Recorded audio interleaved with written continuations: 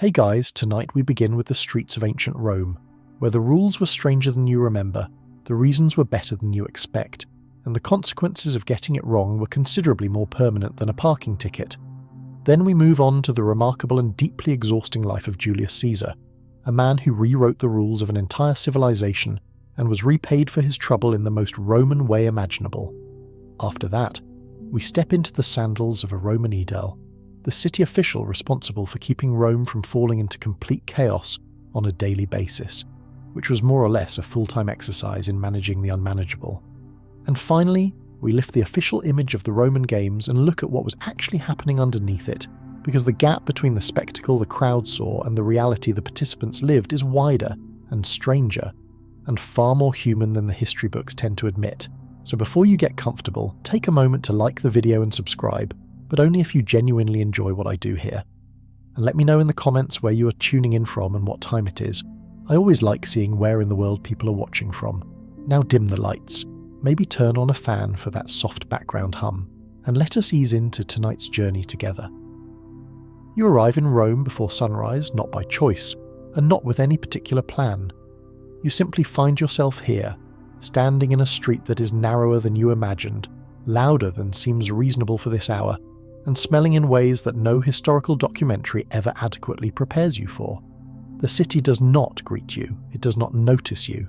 It simply continues doing what it has been doing for centuries, operating at full volume and complete indifference to the fact that you have arrived and are standing in the middle of it, with the expression of someone who was not entirely prepared. The street beneath your feet is paved with large, uneven stones, worn smooth in some places and fractured in others, and the gaps between them have collected a great deal of material that you decide immediately not to examine too closely. The buildings on either side rise several stories, which is impressive until you notice that the upper floors extend outward over the street, each story jutting slightly further than the one below it, narrowing the already narrow gap between the structures until the sky above you is barely a pale stripe of early morning grey.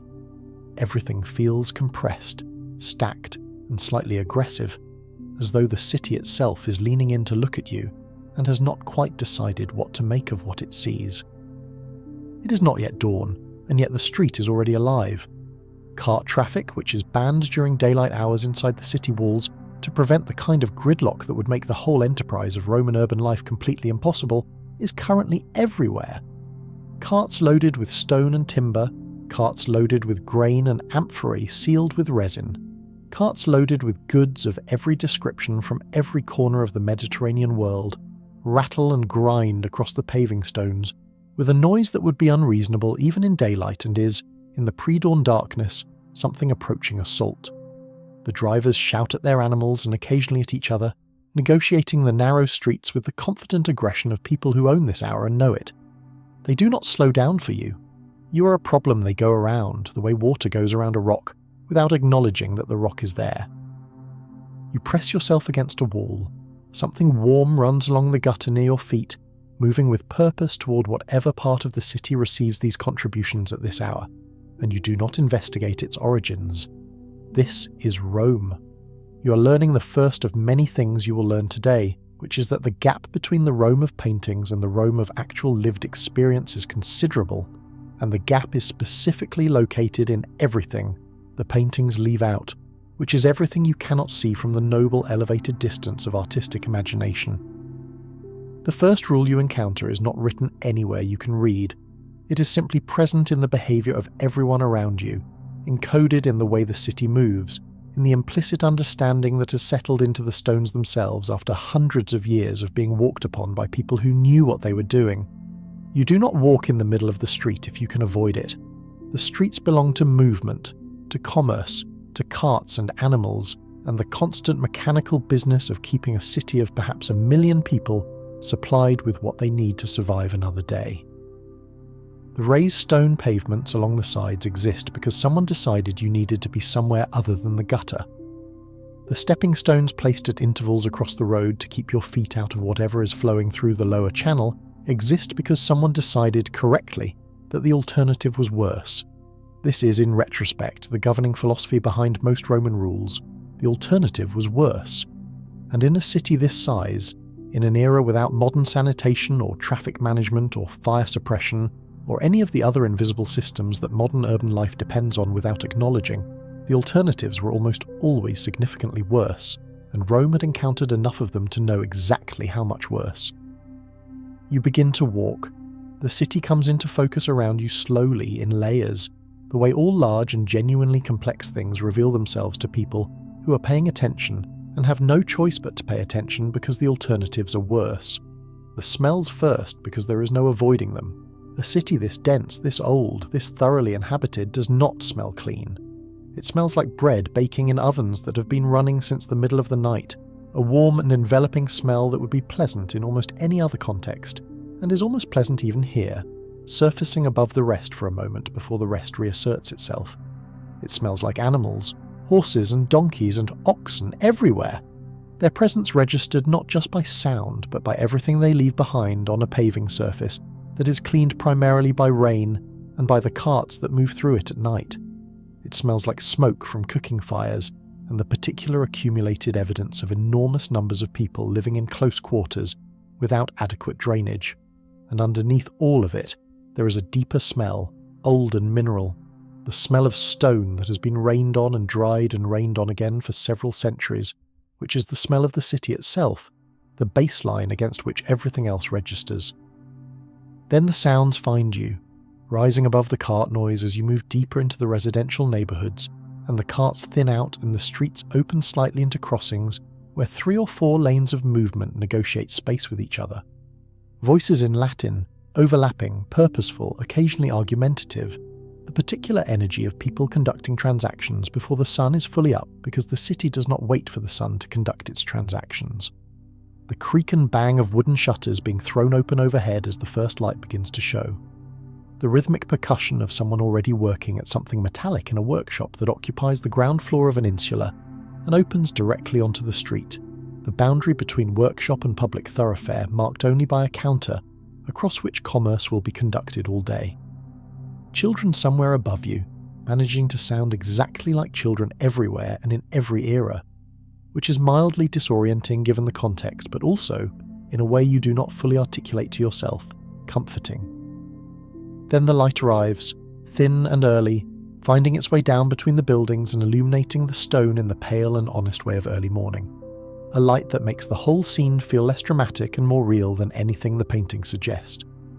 Rome in the paintings is luminous and ordered and always at that golden hour of afternoon when everything looks like it was arranged to be beautiful.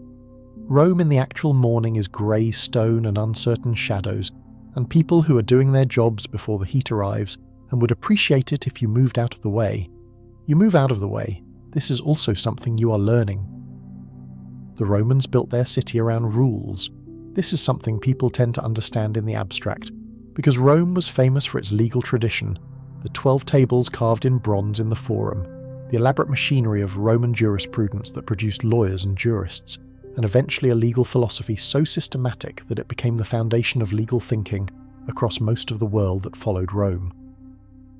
But what is less understood, and in some ways more interesting, is how many of those rules were not about power or the maintenance of aristocratic privilege, though they were often about that too. They were about keeping this specific, improbable, enormously overcrowded city from killing everyone who lived in it.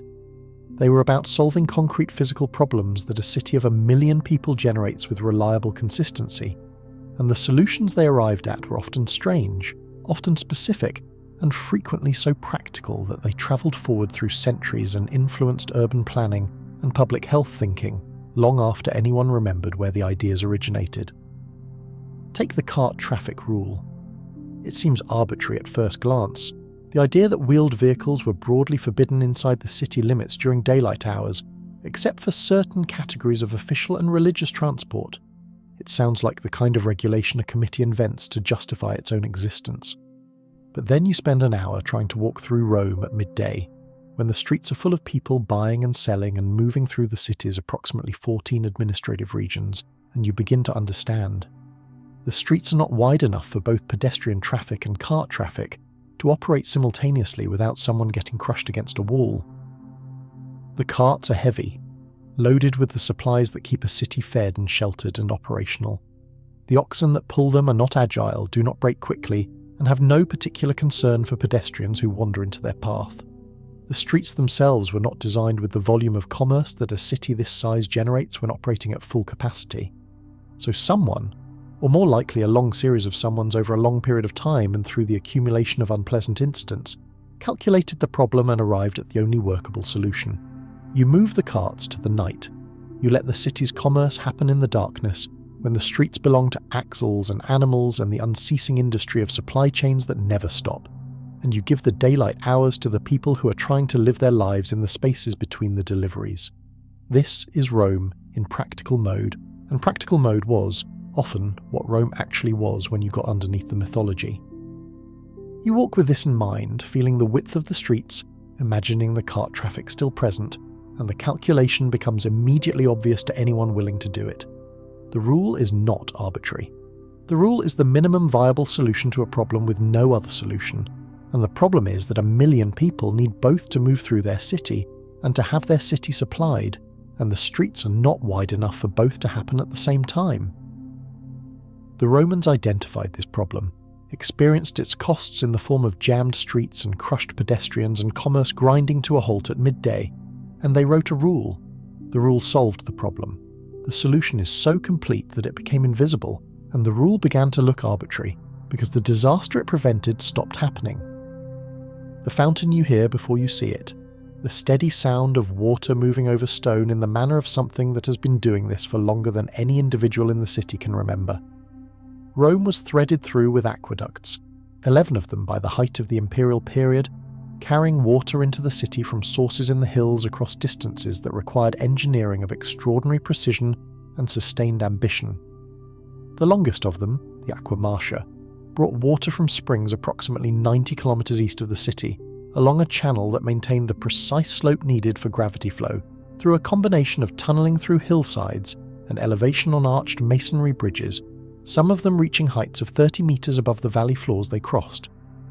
The water arrived at Rome in enormous volumes, constantly, which meant that the system had to be managed at the distribution end with the surplus from the flow, feeding public fountains placed throughout the city so that even those who could not afford private water connections had reliable access to fresh water every day.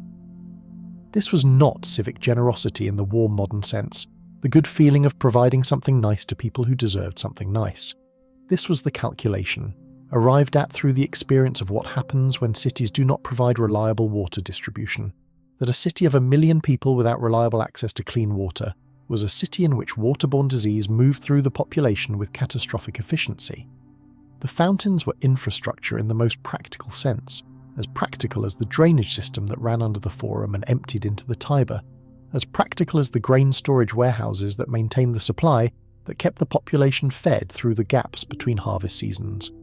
They were also, incidentally, beautiful, which was a Roman tendency, the instinct to make necessary things aesthetically serious as well as functional, as though the two were not in tension but were requirements of each other, and a fountain that people found beautiful was a fountain people would use and maintain and protect, which served the practical purpose as well as the aesthetic one. You stop at the fountain and drink from your cupped hands.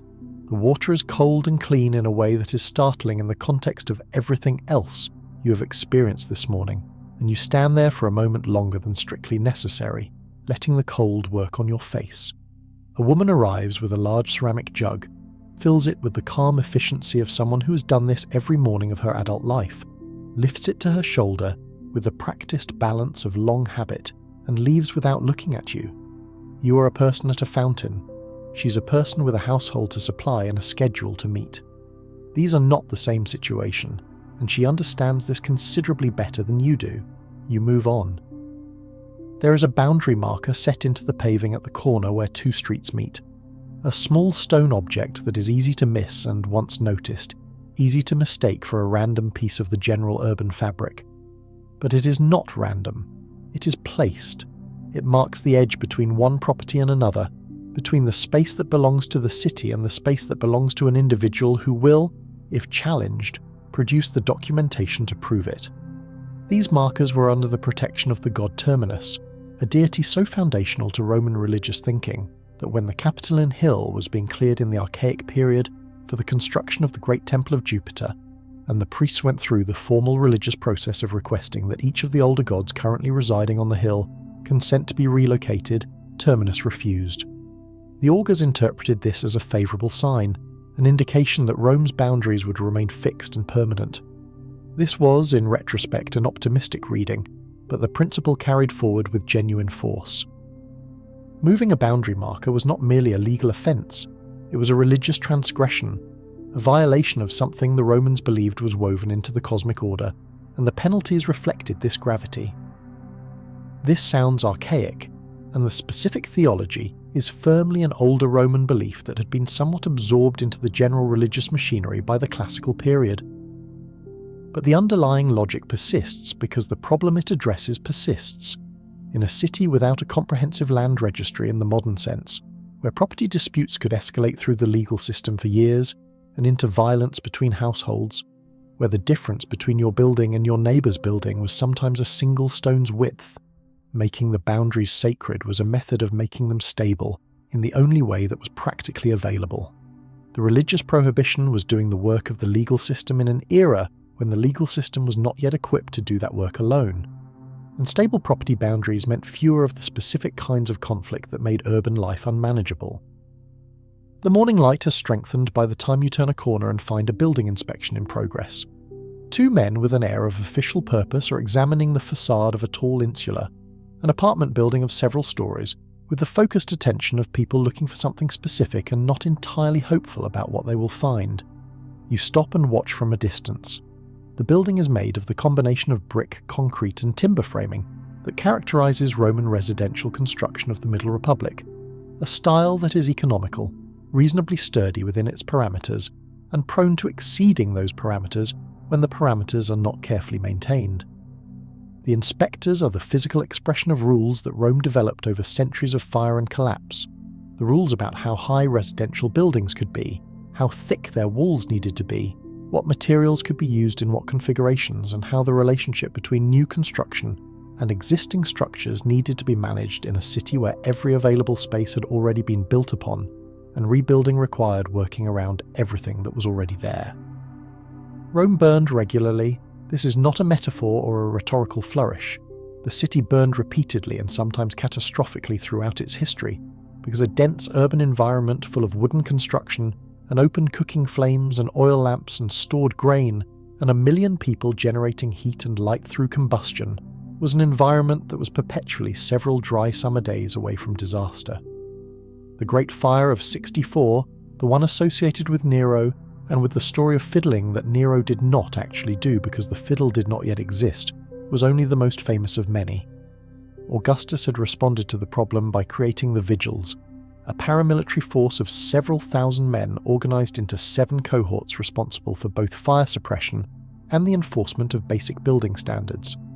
The height limits they enforced, the requirements about wall construction, the regulations about the distance between new structures, these existed because the Romans had learned, through enough expensive and fatal experience, what the cost of not having them was.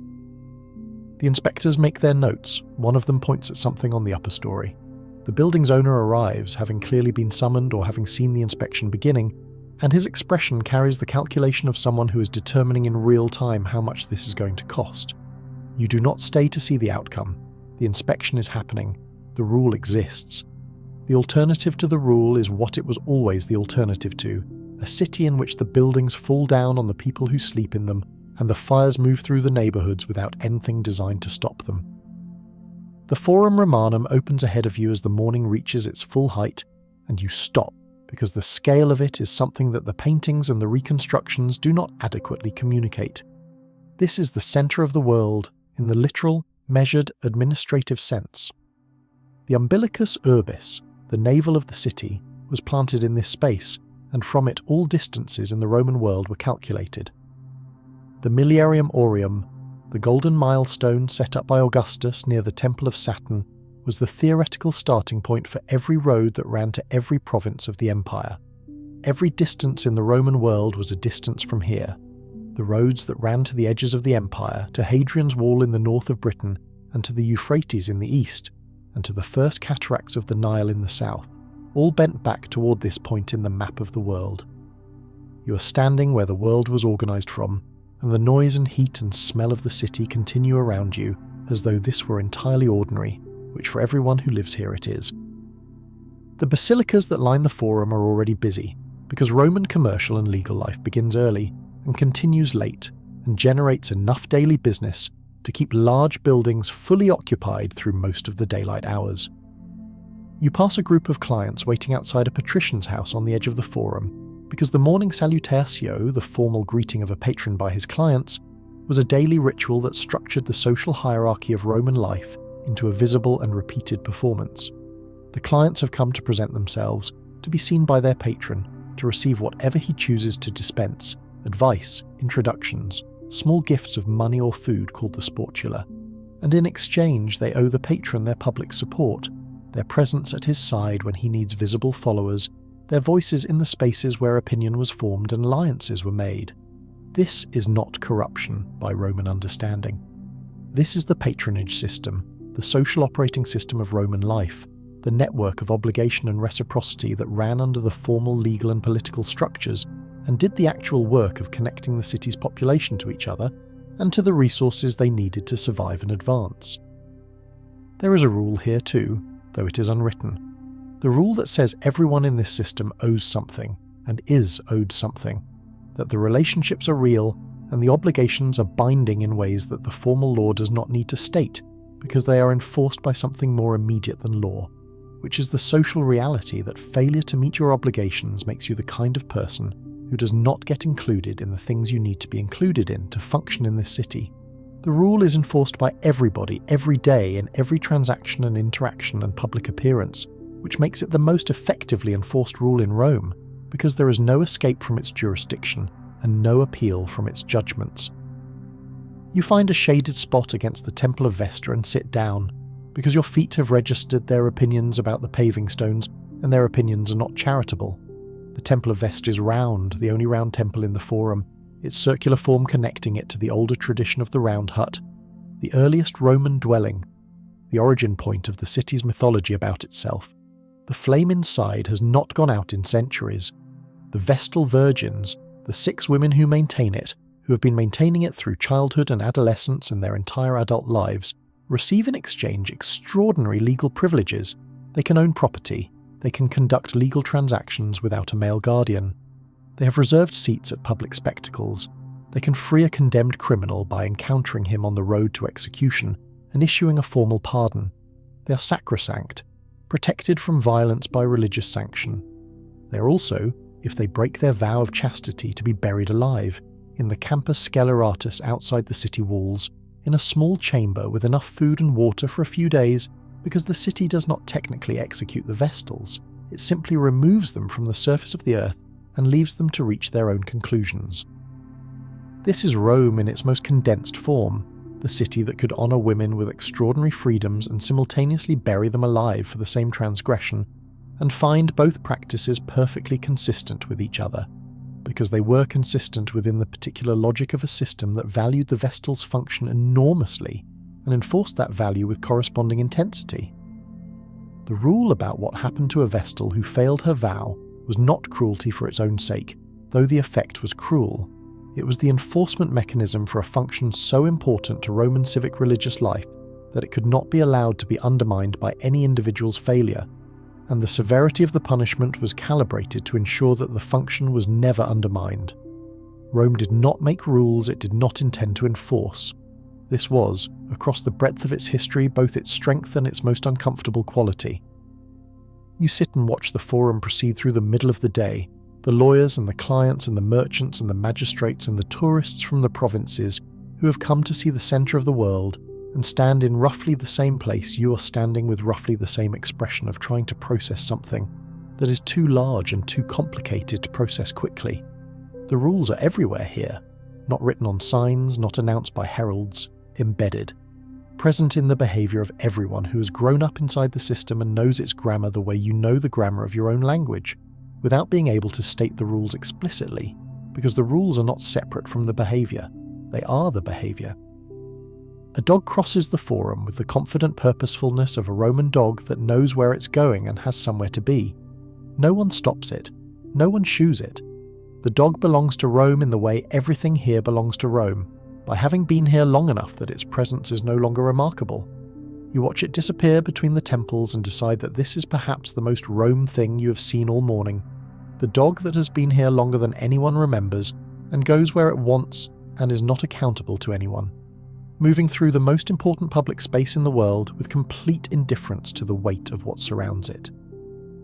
If you like the video so far, please leave us a like and a sub. A sub to the channel helps us make more videos for you to watch and keep the channel alive. This is also a rule of a kind, the rule that says the city continues, regardless of the significance of what is happening in it. Battles won, emperors changed, constitutional crises resolved or unresolved, the city continues, the commerce continues, the dog crosses the forum. And perhaps that is the most important practical function of all the rules, the building codes and the water regulations and the traffic restrictions and the property boundaries. Not individually, but together, collectively, as a system, they ensure that the city continues. Through the things that threaten to stop it, through the fires and the floods and the political collapses and the occasional catastrophic military defeat, the system of rules and enforcement and practical maintenance is what keeps Rome being Rome, day after day, century after century, long past the point when the political arrangements that created it have dissolved and the specific men who built it have been forgotten. You stand up slowly, your back registering its assessment of the stone you've been sitting on, and begin to make your way back toward the part of the forum where the afternoon crowd is thinnest. The city moves around you, unconcerned, as it has been moving all morning, as it was moving before you arrived and will be moving after you have gone. You're a very temporary visitor to a very permanent place, and the place has no particular opinion about your presence, and that indifference is itself a kind of comfort, the comfort of being inside something so much larger than yourself that your individual significance, or lack of it, ceases to be a matter worth attending to.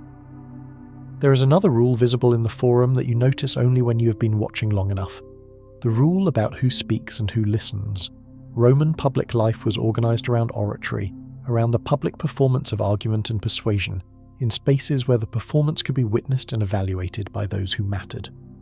The rostra, the speaker's platform in the forum, was decorated with the rams of captured enemy ships, the rostra from which its name derives, a physical accumulation of military victories turned into the stage for the city's political discourse. You could speak from here if you had the standing and the occasion. If you had neither, you listened. The rules about who could speak in which context were not written in a single place. They were distributed across the constitutional conventions that governed which magistrates could address, which assemblies, across the social norms about who could bring a case in a public trial, across the network of patronage relationships that determined whose voice would be heard and amplified, and whose would not reach beyond their immediate audience. Rome was a place of extraordinary oratory, and a place where the overwhelming majority of its population had no formal mechanism for making their voices part of the official deliberation. The grain distribution that kept the urban poor alive was a rule that acknowledged this population's existence and its consequences for public order. It was also the primary formal acknowledgement the system made of their presence. You leave the forum and walk through the afternoon streets, which have a different quality now from the morning streets, more settled into the day's business, less urgent, the kind of walking that is moving from one place to another rather than the morning's walking that was moving toward the beginning of something. You pass the Circus Maximus, the great chariot racing track, which is empty today, its vast and slightly irregular oval presiding over the space between the Palatine and Aventine hills, with the calm authority of a thing that is not currently performing but knows it could at any moment. The Circus Maximus at full capacity held 250,000 people, perhaps the largest venue for live spectacle that the ancient world produced, and on race days it filled with a noise that could be heard across the city, the sound of a population that had been given permission to care intensely about something, and was doing so without restraint. The chariot races were, in their way, also a rule. The rule that said the city's enormous working population needed release, needed the experience of collective passion and disappointment, needed to be inside something so much larger than individual existence, that individual existence ceased to feel as constrained as it actually was. The four racing factions, the blues and the greens and the reds and the whites, were followed with the intensity that modern cities extend to their football clubs, except that the following was even more universal, and the stakes felt higher because the city's management understood that the circus was part of how the city managed itself. The spectacles were not only entertainment, they were social pressure valves, deliberately maintained and deliberately managed, and the emperor who provided them was an emperor who understood that the people needed to feel they were receiving something from the arrangement that asked so much of them. You walk past a thermopolium, one of the street-level food establishments where Rome's population, most of whom did not have kitchens in their apartments, came to eat. The counter runs along the front of the space, ceramic vessels set into the stone surface, their contents keeping warm through the direct heat of the embers below, and the smells emerging from them are the smells of food that people actually want to eat, spiced and savoury and warm in a way that makes your morning's dried fish seem even less nutritionally satisfying in retrospect. The rule that generated this institution was not written anywhere either. It was the rule of human necessity adapting to the available infrastructure, the rule that says people will eat, and if they cannot cook in their apartments, they will eat where cooking is done for them, and if cooking is done for them on every street corner, then the city will have developed a food service industry at a scale that would not look entirely alien to someone who has ever bought lunch in a modern city.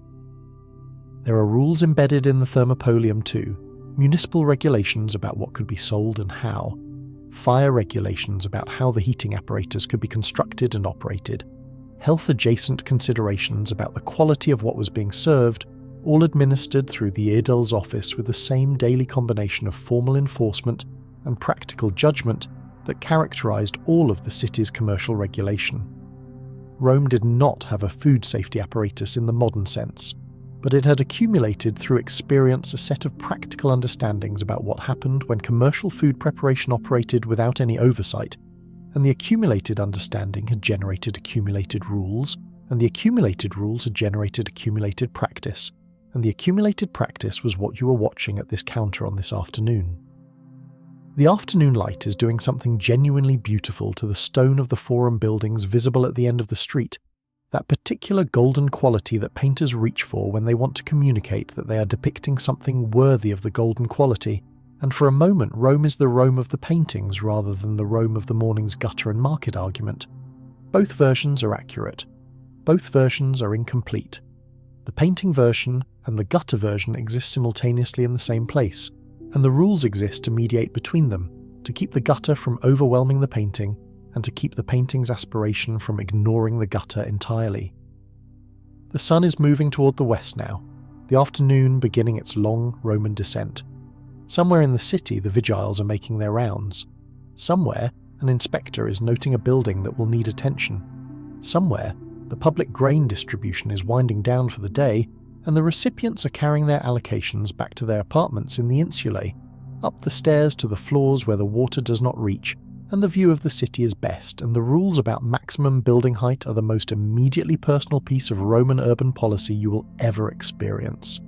Somewhere, the boundary markers sit in their places in the stone, small and specific and quietly load-bearing. The city requires constant maintenance. You have seen enough of it today to understand this in a way that you could not have understood it from the paintings. The rules are the maintenance. They are the collective agreement that Rome makes with itself every day about what it is willing to do to remain what it is. Without the rules, not the political rules, not the constitutional machinery of senate and magistrates and imperial edicts, but the practical rules, the water rules and the building rules and the traffic rules and the boundary rules, Rome is not a city. It is a million people in a problematic relationship with the same piece of ground. You find a fountain near the edge of the forum and wash your hands and your face again. The water is still cold. It has been cold all day and it will be cold tomorrow. The aqueducts do not stop. The rules that maintain them do not stop. The city does not stop. Long before Julius Caesar became the most famous name Rome ever produced, he was a young man with a debt problem, an exceptional intelligence, and an extremely high opinion of himself. This combination, which in most people leads to a medium-scale personal disaster and a lifetime of quiet financial regret, led in Caesar's case to something considerably more consequential. The history of the ancient world turns, to a remarkable and occasionally uncomfortable degree, on the question of what happens when a person of genuinely exceptional ability encounters a political system that has spent centuries building fences and decides that the fences are suggestions rather than requirements. Caesar was born around the year 100, though ancient birth dates are subject to enough scholarly uncertainty that the exactness should be held loosely, into a family that was patrician by lineage but not wealthy by the standards of the senatorial class he was growing up among. The genes Julia claimed descent from Aeneas, who claimed descent from Venus herself, which was the kind of ancestral credential that opened certain ceremonial doors and conveyed a particular species of dignity while the absence of corresponding wealth kept other, more practically useful doors firmly closed. He grew up in the Subura, one of Rome's denser and less fashionable neighbourhoods, in the shadow of the Esquiline Hill, which several historians have suggested gave him an instinctive understanding of how ordinary Romans actually lived, what they needed, what they feared, what they wanted from the people who governed them, an understanding that many of his aristocratic contemporaries who had grown up in more elevated circumstances did not possess. Whether this is accurate biography or romance applied retrospectively is difficult to determine. What is clear is that Caesar developed early and thoroughly a talent for knowing what people needed to hear and for saying it in a way that sounded like it had always been true. His education was the standard education of an aristocratic Roman boy, which is to say it was extensive and demanding in ways that a modern curriculum would find unusual in its priorities. Greek and Latin rhetoric, philosophy, the poets, the historians, the skills of public oratory that the Roman elite considered foundational to any kind of meaningful public life. Caesar had all of these, and he had them to an unusual degree. His prose style, visible in the works that survive, is famous for its clarity and precision, a Latin so clean and controlled that it became a pedagogical model for subsequent generations, and is still used to teach the language to students who have no idea they are learning to write through the political self-presentation of a man who is 2,000 years dead.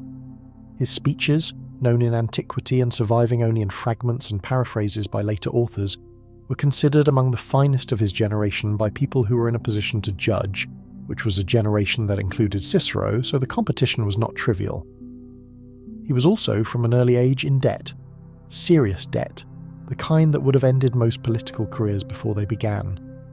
The Roman political system required expenditure in quantities that were genuinely enormous, and that escalated with every rung of the cursus honorum, the ladder of offices. To be elected, you needed to be known.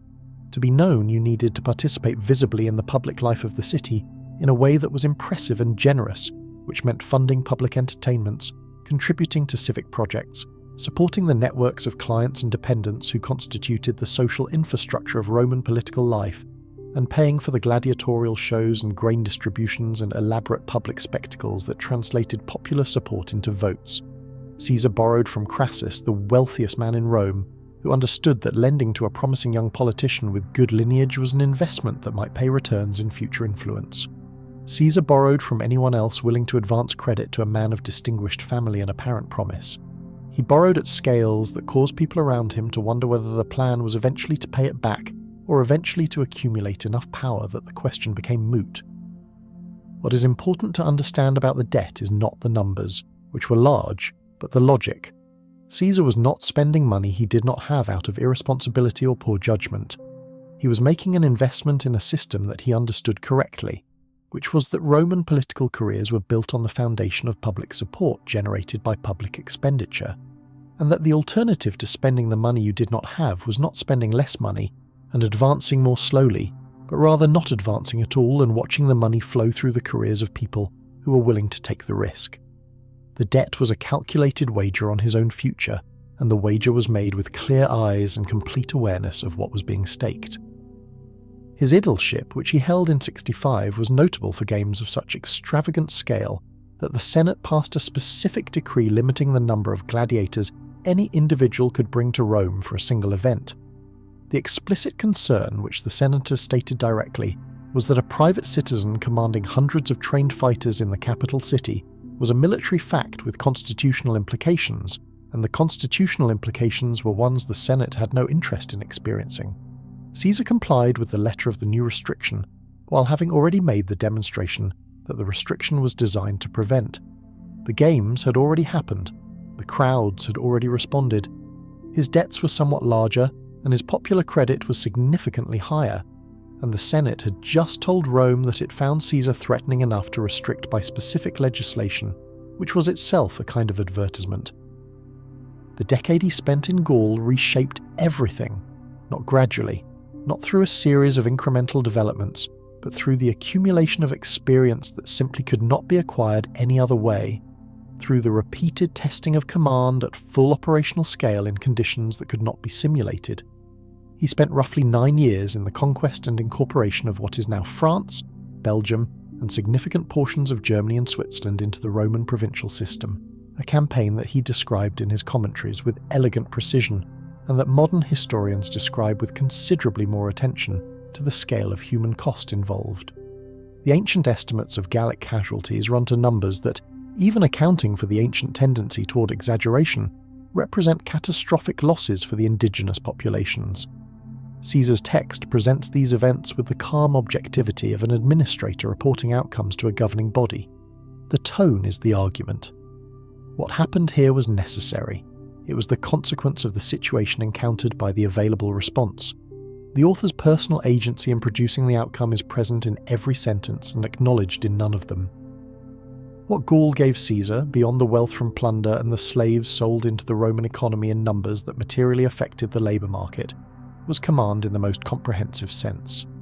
9 years of commanding experienced legions through every possible variety of military situation gave him something that politics alone could never provide, which was the complete and demonstrated authority over large numbers of trained soldiers who had been through everything with him and had come out the other side still functioning and still trusting him to lead them. Roman soldiers were, officially and constitutionally, loyal to the Senate and people of Rome.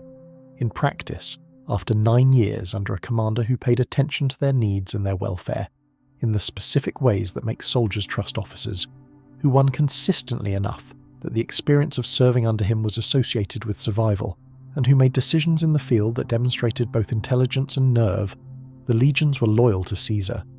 This was not a conspiracy or a manufactured condition.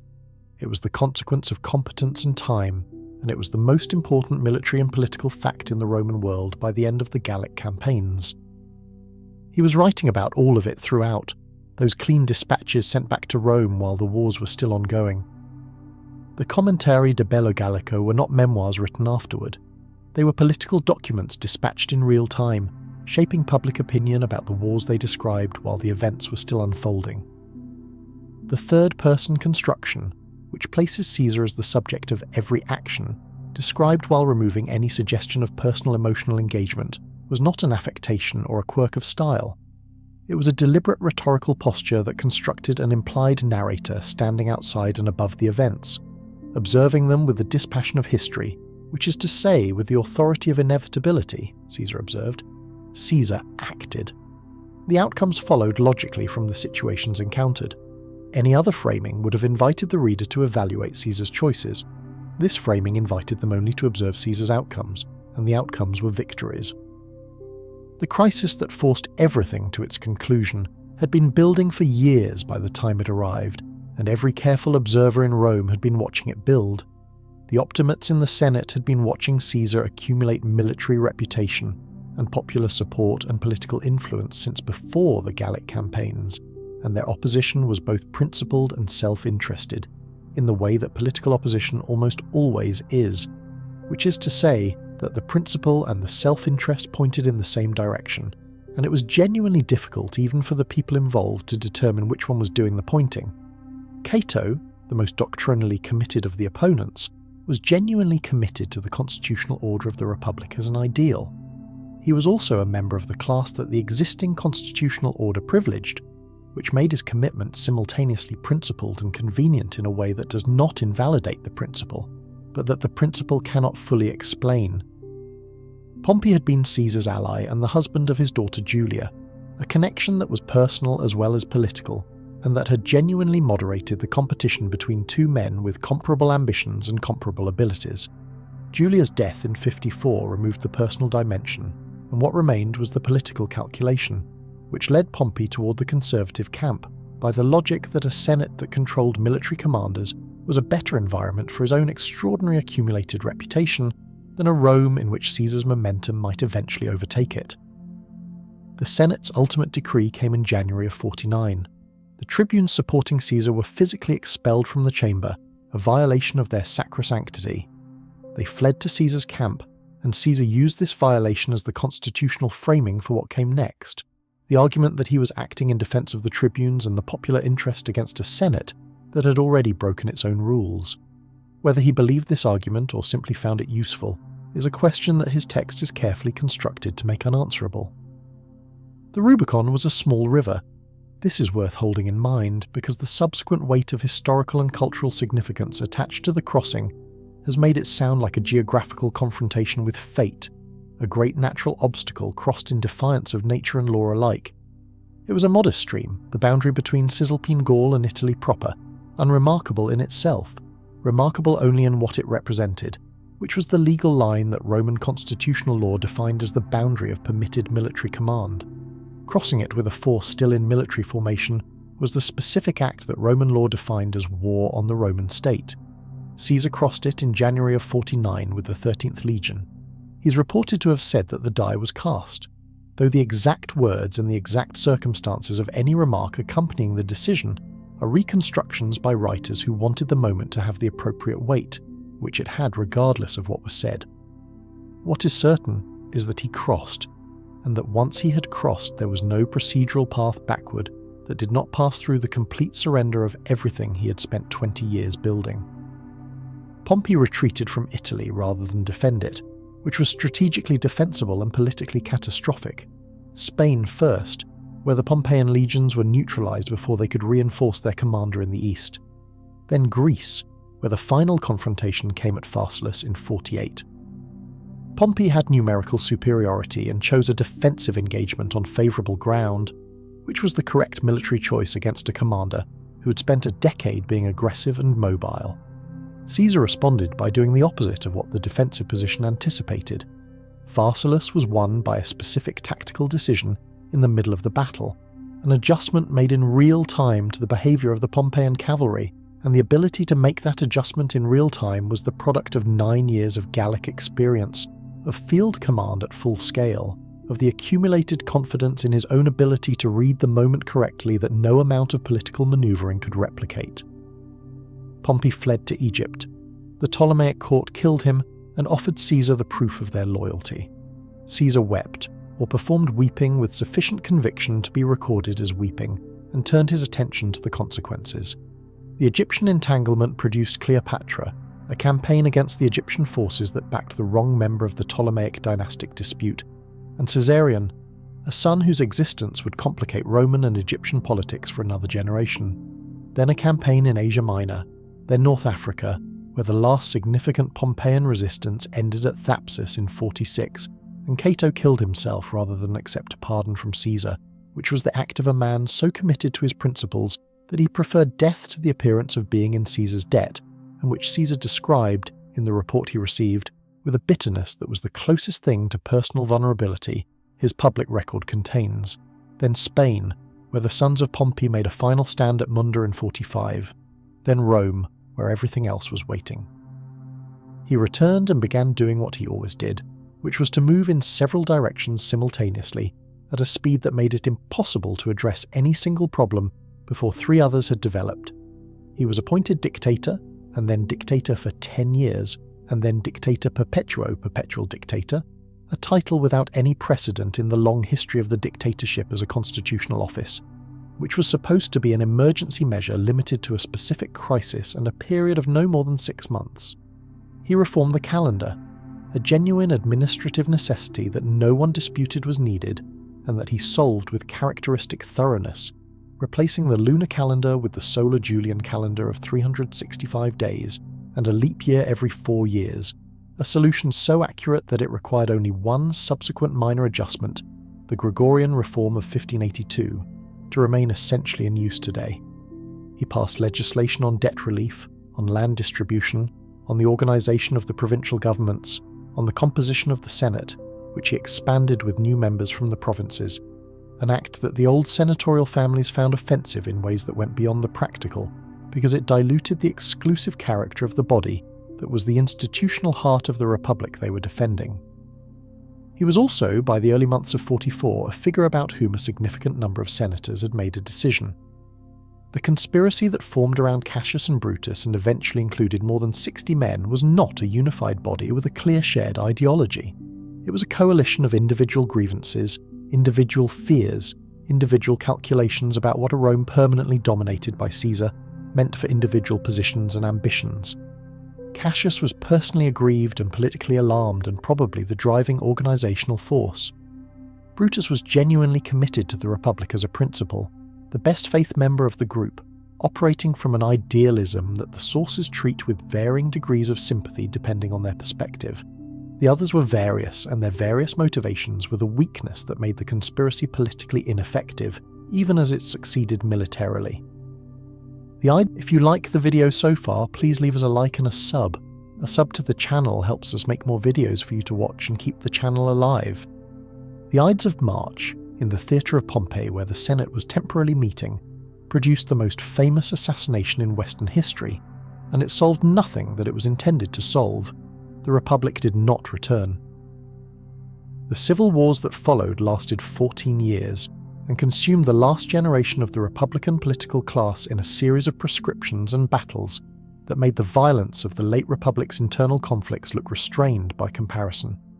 Octavian, who was 18 years old when his adoptive father was killed, and who had not previously distinguished himself in any way that would have suggested what was coming, proved to be the most consequential political operator of his generation, more patient and more systematic than Caesar, less charismatic and more durable, and by 31 he had won at Actium, and by 27 he had accepted from the Senate the title Augustus, and began the Principate, which was a monarchy disguised as a restoration of the Republic, with the technical skill of someone who had studied what the previous attempt had gotten wrong and was determined not to repeat the mistakes.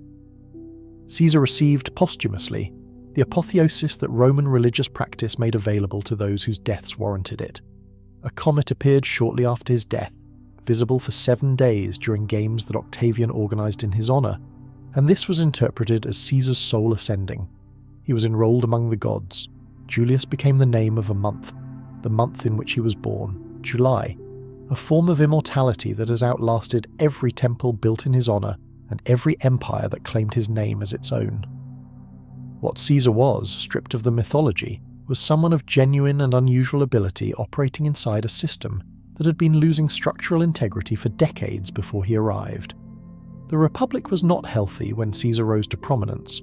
It had been damaged by the Gratian crisis and the social war and the conflicts of Marius and Sulla, by the progressive breakdown of the constitutional norms that depended on elite consensus to function, by the military reforms that created professional soldiers loyal to their commanders rather than to the Senate, by the social and economic pressures of empire that the Republican institutions were not designed to manage.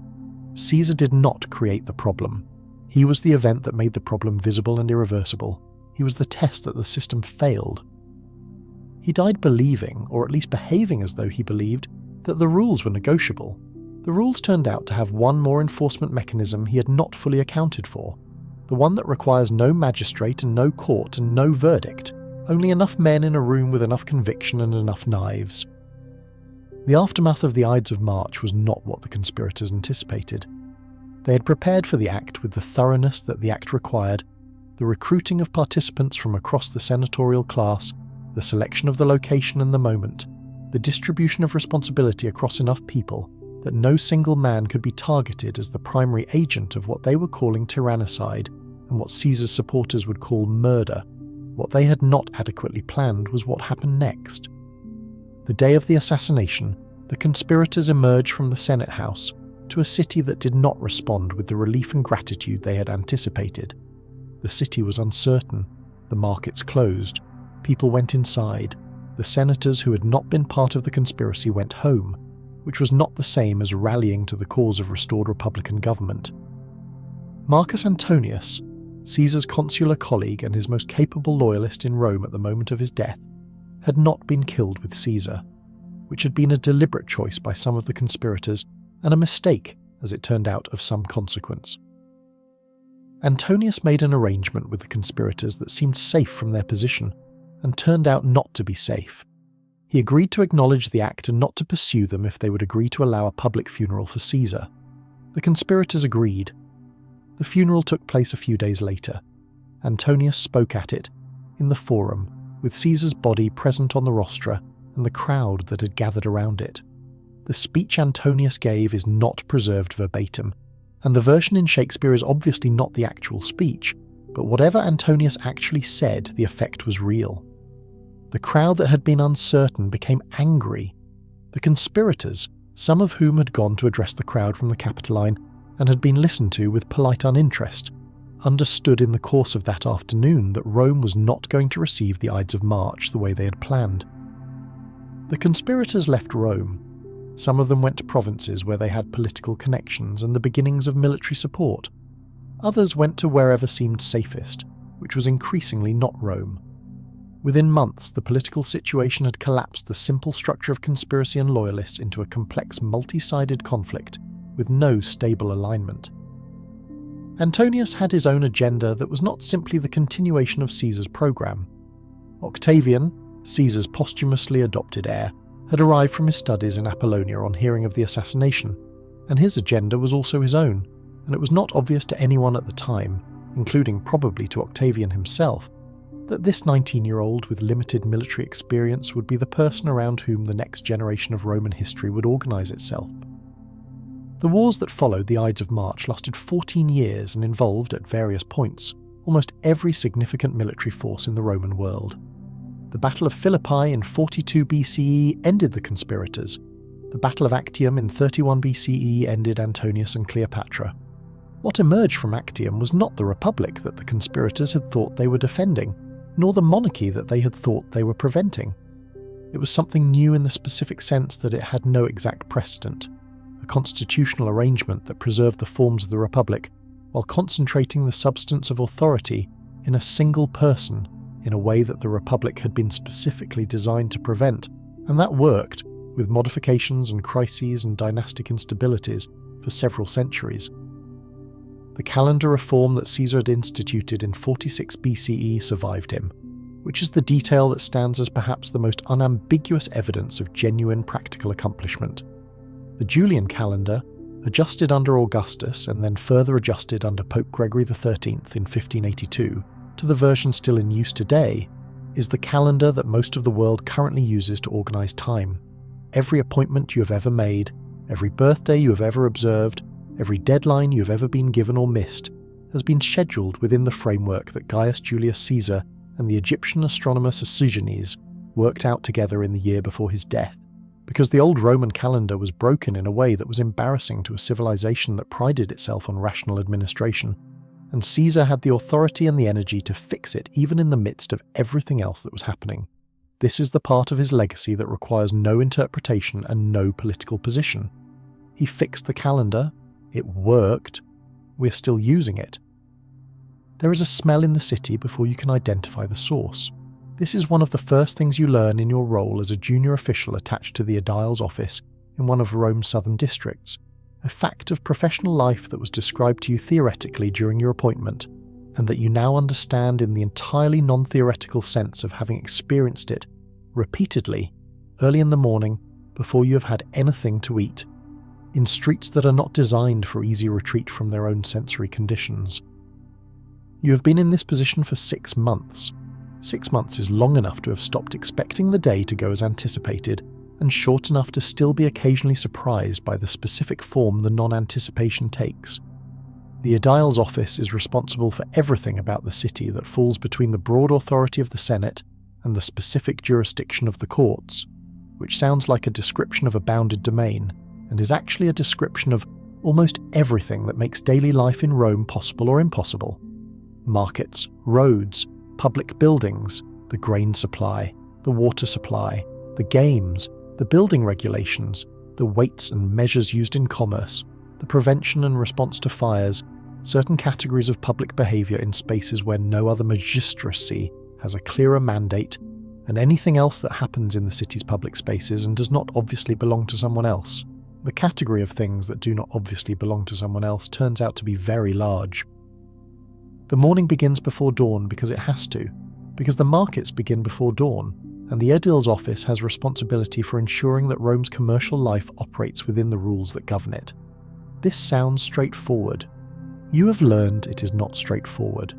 You have learned it is 6 days a week of practical navigation between what the rules say, what the vendors think the rules say, what the customers expect from a functioning market, what the physical infrastructure of the market actually permits, and what the city needs from its commercial spaces to function as the system it claims to be. You arrive at the smaller neighbourhood market as the stalls are being assembled in the particular pre-dawn chaos of a commercial space coming to life, the vendors arguing about space and positioning with the energy and volume of people who have this argument every morning and for whom the argument serves its own social function, distinct from the nominal question of who gets which stall. You have learned not to intervene in this argument. Your intervention does not resolve it faster, and sometimes makes it worse by providing an audience whose presence the argument is partly for.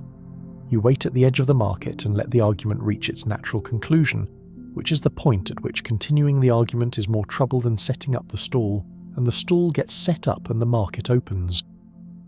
You carry a set of standard weights and measures, bronze, official, heavy with the authority they represent. This is your primary instrument for the morning. The rule against selling by false measure is one of the oldest and most consistently enforced commercial regulations in the Roman system, and the reason for it is so simple and so consequential that it needs no elaboration. If the measures are not reliable, the market is not a market. It is a system of transfers that favour whoever has the less reliable measures, and that system destroys itself because people stop trusting it. And a market that people stop trusting is a market that stops functioning, and a city that depends on its markets to feed 1 million people cannot afford to have its market stop functioning. You move through the stalls checking each vendor's measures against the official standard, making notes when there are questions, issuing corrections where the variance is clear. Most vendors are honest in the practical sense, which is the sense that matters, not because dishonesty is beyond them, but because the calculation does not favour it. The fines for a confirmed false measure are not trivial. The social cost in a neighbourhood market, where reputation operates as a form of credit, is higher than the financial cost. And the practical inconvenience of having your measures confiscated and needing to acquire new official ones before you can legally resume trading is a disruption that most vendors have decided is not worth the marginal advantage that slightly heavier weights might provide in a transaction. There is one vendor, a dried fish seller who has occupied the same corner of this market since before you were born and possibly before the market itself took its current form, who greets you each morning with the expression of a man doing a rapid actuarial calculation about the probability that this particular morning is going to cost him something. You check his measures. They are correct. They are always correct, within the tolerance that the standard allows. He is, in your experience, the most reliably honest vendor in the entire market, which is both reassuring and professionally anticlimactic. He hands you a piece of dried fish as you leave. You take it, because the social contract of the market includes this transaction, and the value of the fish is so trivial that refusing it on grounds of technical propriety about gratuities would be a larger offence against the market's unwritten rules than accepting it is against the written ones. At the edge of the market there is a complaint from a cloth merchant about a neighbouring vendor whose stall has expanded 2 feet into the public walkway. You assess the situation. The encroachment is real, and the merchant's complaint is not malicious. You instruct the vendor to pull back. He argues, because this is what vendors do when confronted with these instructions, not because they expect to win the argument, but because making the argument is a way of registering that the compliance is grudging rather than enthusiastic, which matters for their own self-presentation in the market. You wait, he argues further. You explain, for the 15th or 20th time across your 6 months in this role, that the boundary is there because the alternative is a market in which every vendor makes the same incremental expansion, and the walkways disappear by degrees until there are no walkways and no customers can reach any stall and there is no market. He understands, he pulls back, you note it. This is the daily texture of the work, and it is largely invisible in the historical record because nothing dramatic occurred. The stall moved back, the walkway remained passable, the market continued. The prevention of catastrophe does not generate documentation in the way catastrophe does. You leave the market and walk to a building inspection that was flagged in the previous afternoon's reports. An insula in the lower district, several stories, a report of structural concern from a neighbouring property. You arrive and look at the building with the developing competence of someone who has been doing this long enough to know what he does not know, and is therefore in a better position than someone who does not know what he does not know. The building has a problem. The upper story has a lean that is modest from the street level, but that represents something real in the load-bearing behaviour of the structure. You call for the senior inspector, because this determination requires more authority and more expertise than your 6 months has provided. You wait in the street, watching the residents move in and out of the building, none of them yet aware of what is about to be announced about where they live. The senior inspector arrives, examines the building with the focused brevity of someone who has made this kind of assessment many times, and who has learned that the building generally tells you what you need to know within 5 minutes of careful looking. He makes his determination. The upper floors are unsafe for continued habitation until the structural issue is properly assessed and addressed. The residents are notified. Their reactions are what you expect. Unhappy, not entirely surprised, uncertain about alternatives. The building's owner appears and makes the calculation visible on his face, the balance between the cost of the repair and the cost of the fine, and the political cost of having his property on the official record as a safety risk. He agrees to the finding, which is not the same as agreeing with the finding, but produces the same result in the short term. The residents of the upper floors do not have obvious alternative housing. This is the gap in the regulatory system that you have noticed and noted, and that has nowhere to go within your authority. The building codes were developed to prevent structural failures, not to manage the displacement consequences of structural failures detected before they became catastrophic. The code works. The detection works. The post-detection provision does not exist. You note this in your records, where it will join the other notes that constitute a description of the gap between the rules as written and the city as it actually works, a description that is accurate and complete, and that currently has no reader with the authority to act on it. The midday finds you at the baths, which occupy a particular position in the aedile's oversight responsibilities, because they are genuinely important to the city's population in ways that go beyond their immediate function. The public baths are one of Rome's most successful civic institutions, accessible to nearly everyone, providing hot water and cold water and exercise facilities, and the social dimension of a shared space where the usual hierarchies of the city are somewhat compressed by the mutual experience of everyone being essentially the same once the clothes come off. They require oversight because they operate within licenses that specify their hours and their permitted activities, and the gap between the licensed activities and the full range of activities that actually occur in bath establishments is a gap that the aedile's office manages through a combination of enforcement and pragmatic tolerance that is not written anywhere but is widely understood. The complaint today is about extended hours and the noise that results from them. You investigate. The complaint is accurate. The owner is apologetic in the entrepreneurial way, which is to say he is sorry to the exact degree that he calculates is optimal, given the likely consequences, and no sorrier. You negotiate a return to licensed hours, note the complaint and its resolution, and leave. The bath will continue operating. The district needs it. The rules need to be enforced. Both of these things are true simultaneously, which is the permanent condition of the aedile's work. You linger at the baths a moment longer than strictly necessary because they are worth understanding. The popular image of the Roman baths as simply a place where Romans washed is accurate in the way that describing a forum as simply a place where Romans talked is accurate. It is true, but it misses the layered function of the institution. The baths are a place of exercise and massage and medical treatment and food and drink and political conversation and commercial negotiation and social positioning and gossip, and the particular kind of informal meeting that happens when people are relaxed and therefore more candid than they would be in a formal context. The reason senators and merchants and property owners came to the baths was not purely hygienic, though hygiene was real and important in a city where the alternatives were limited. It was because the baths were one of the few places in Rome where the normal hierarchical distinctions were partially suspended in a way that made certain kinds of conversation possible that would have been awkward or inappropriate elsewhere. The technical infrastructure behind the baths is the part that your office is responsible for monitoring, and it is more complex than the surface experience suggests. The hypogeum system, the underfloor heating that circulates hot air beneath the bathing rooms and up through the walls, is a genuine engineering achievement, and it requires fuel and maintenance and the kind of ongoing attention that any complex system dependent on fire and water requires. The wood for the furnaces is a supply chain matter. The water, drawn from the aqueducts in quantities that are genuinely enormous by the standards of any pre-industrial city, is an infrastructure matter. The drainage of the used water, which has to go somewhere after it has served its purpose, is a sewerage matter. These are all things that can break, and when they break, the bath closes, and when the bath closes, the district knows it within hours in a way that the failure of almost any other piece of civic infrastructure would not be felt so quickly and so directly by so many people. You check the furnace records. The fuel supply is adequate. You check the water flow from the distribution point. It is sufficient, though you note a slight reduction that should be monitored. You check the drainage outlet from the baths into the main sewer channel. It is clear.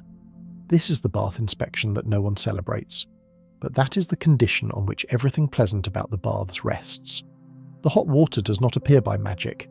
The clean drain does not maintain itself. The fuel arrives because someone ordered it, and someone received it, and someone stacked it, and someone feeds it into the furnace on a schedule, and all of those someones are operating within a system that the aedile's office is responsible for verifying is working as designed. The owner of the bath, a freedman of some years' experience whose prosperity is visible in his clothing and in the particular quality of confidence with which he moves through his own establishment, walks you through the current condition of the premises with the practiced ease of someone who's been inspected before and knows how to manage the experience. He points out the freshly cleaned changing rooms. He draws your attention to the new mosaic work in the cold room, which is very fine and was paid for, he tells you, from the proceeds of the additional business generated by the extended hours that you have just told him to reduce. He does not say this with resentment. He says it with the slightly wry acknowledgement that business and regulation are in a permanent negotiation and that both parties know the rules of the negotiation. You note the mosaic. You note the cleaning. You note the licensing violation and the resolution. You leave on terms that are professional and without warmth on either side, which is the appropriate condition for a relationship between a regulator and the regulated.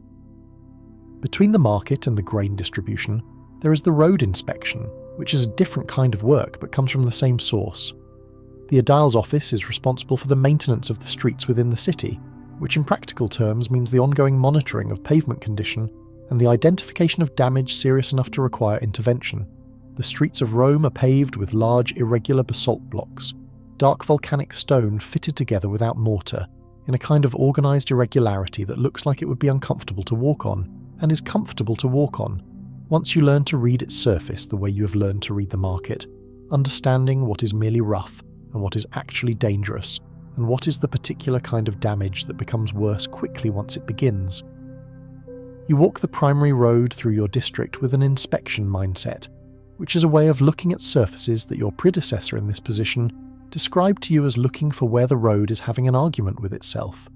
The image is imprecise and useful. The places where the road is failing are usually the places where two things are working against each other, where drainage is blocked and the water is going where it is not supposed to go, where the ground beneath the stones has shifted in the winter and left a block sitting slightly wrong, where a wheel has caught an edge in exactly the wrong way, enough times that the edge has begun to give way. You know the primary failure modes. You know which ones can be watched for another few weeks and which ones need to be addressed before the next market day. Because a broken paving block at the entrance to a market on a busy morning is not merely an inconvenience. It is a person who turns an ankle with a load on their back. It is a cart with a broken wheel blocking the entrance while buyers stack up behind it. It is the morning version of a problem that compounds itself faster than you can manage. You identify 3 sections that need attention. One is minor and can be handled by the regular maintenance team in the course of their rounds. One is more significant, a block that has shifted and lifted its edge in the way that catches cartwheels, and this one you flag for priority attention before the next market day. One is marginal, the question of whether it needs to be addressed now or can wait, and you make the judgment that it can wait with monitoring, and you note that judgment in the record so that the monitoring is explicit and assigned, and not the kind of thing that gets forgotten until the road decides the question for you. The road maintenance is work that nobody outside the aedile's office and the public works crews thinks about in any explicit way, which is the best condition for road maintenance to be in. A road that people consciously notice is a road that is failing. The goal is the road that people walk on without remarking on it, the surface that provides what it is supposed to provide so reliably that its provision becomes invisible. This is the aspiration of almost every function the aedile's office manages, and it is the aspiration that makes the office's success impossible to recognise from outside it. The temples are also within your oversight jurisdiction, in the narrow and particular sense that the physical condition of their structures is a matter of public concern, because a collapsing temple is not merely a building problem. It is an omen problem, a political problem, a public safety problem, and a financial problem of uncertain assignment, and the last category is usually the one that drives the others to resolution or non-resolution. The formal religious activities within the temples belong to the priestly colleges and the Senate, and the systems of religious authority that are entirely outside the aedile's mandate. But the stonework and the drainage and the state of the roof tiles and the integrity of the steps are something you can assess and flag and send up the chain to whoever has the resources and the political motivation to address them. If you like the video so far, please leave us a like and a sub.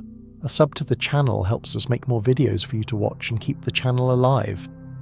The temple in your district has a gutter problem. The gutter problem has been noted in the inspection record since before your appointment, which means it was inherited as a going concern from your predecessor and will probably be inherited by your successor from you, unless something moves it up the list of priorities that compete for the limited funds and the limited attention of the people who have to authorise and finance public works. You note it again.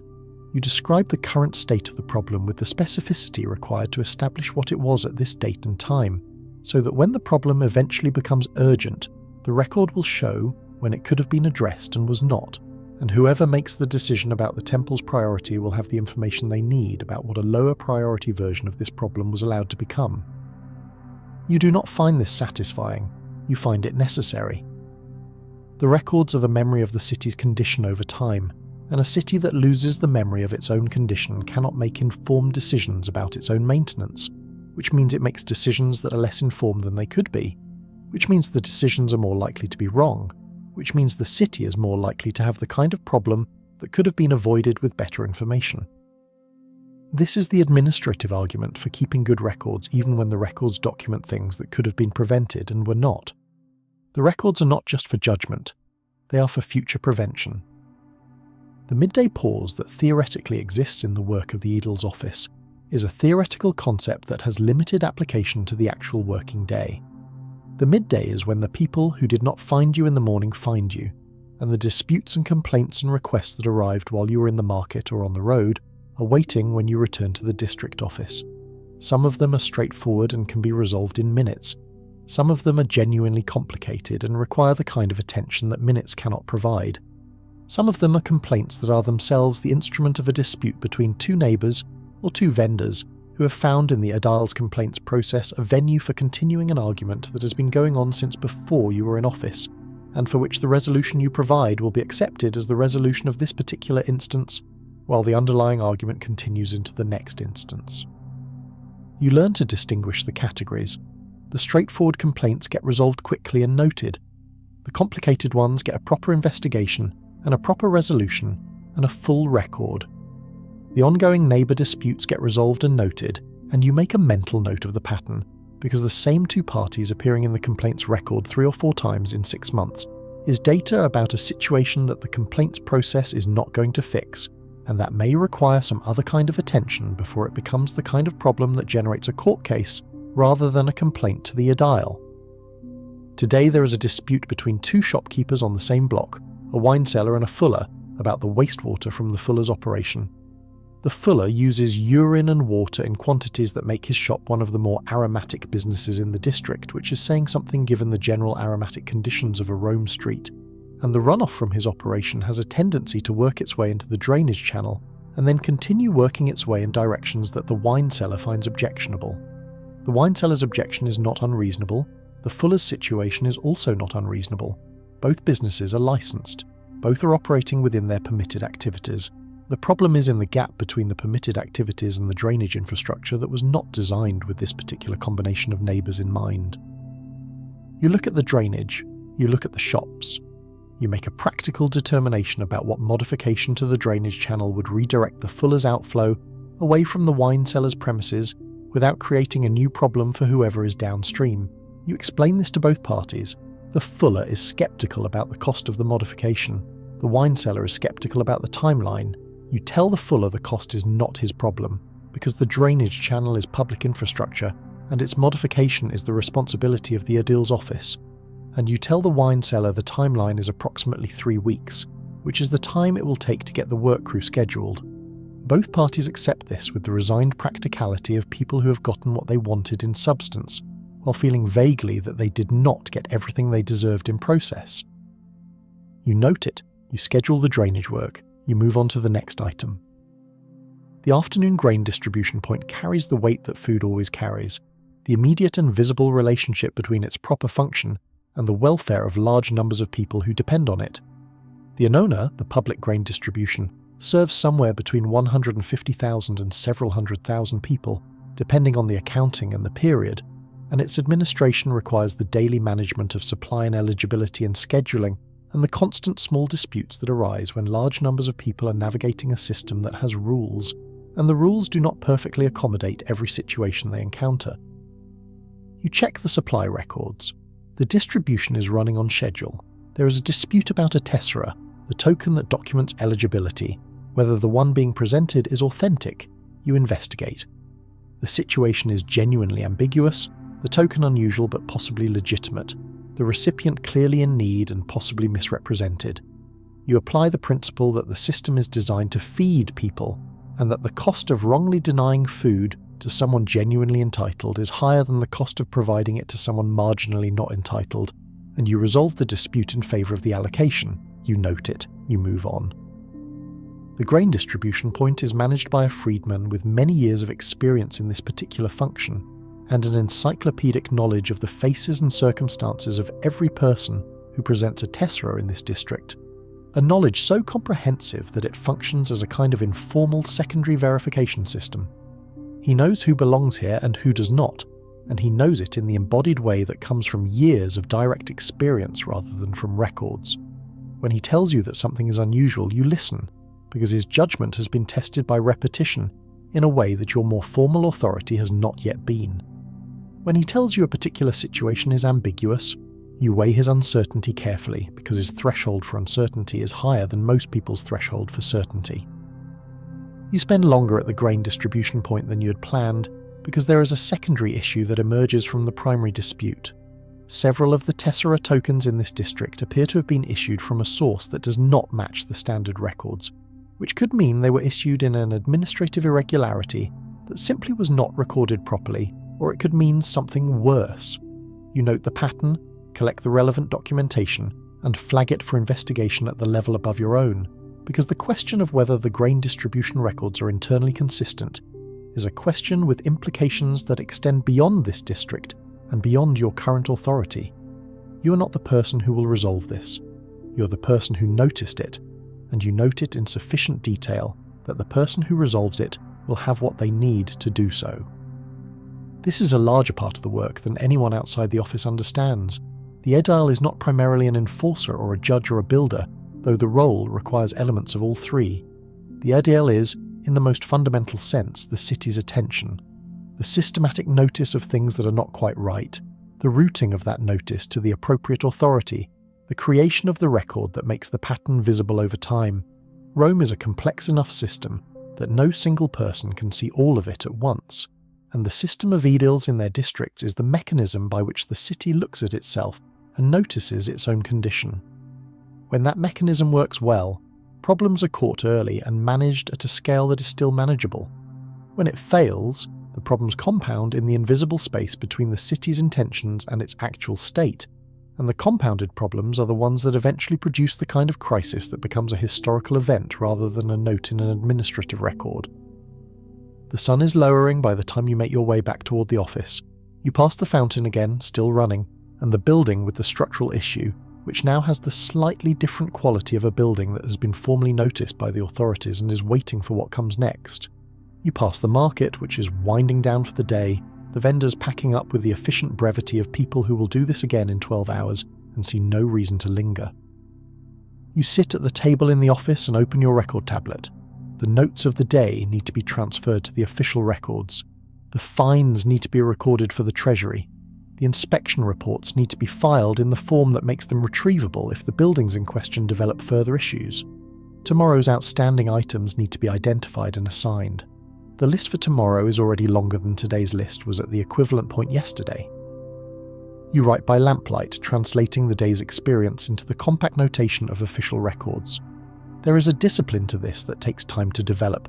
The discipline of describing precisely what you observed, what you determined, and what you decided, without embellishment and without omission, in language that will be legible to a successor who may have no other context for the specific situations these records document. You are writing for people who are not yet born, or at least for officials who are not yet appointed, and the future reader you're writing for needs specificity more than they need style.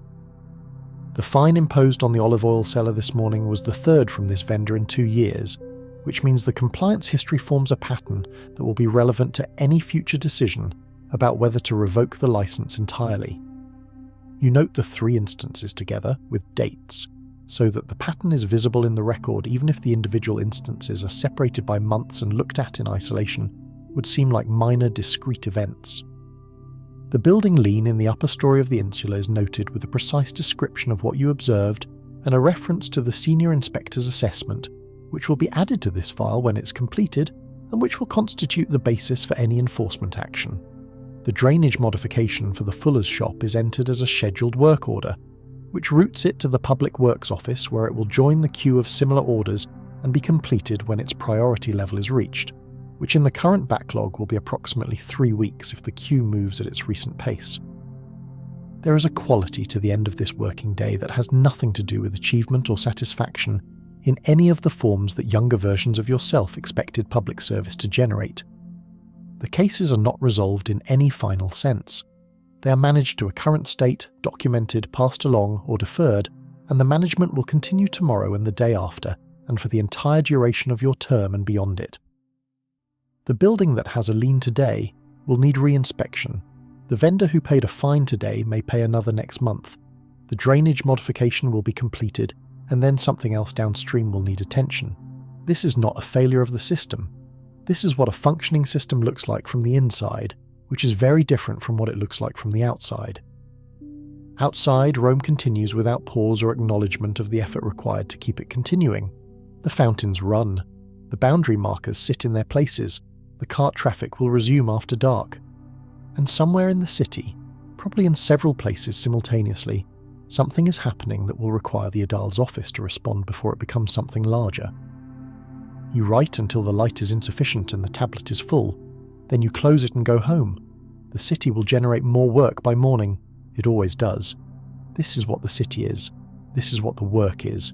This is why the work matters, not because it is heroic, but because without it the thing that makes Rome Rome is not maintained, and an unmaintained Rome is not a city. It is a very large problem that has not yet fully acknowledged what it is.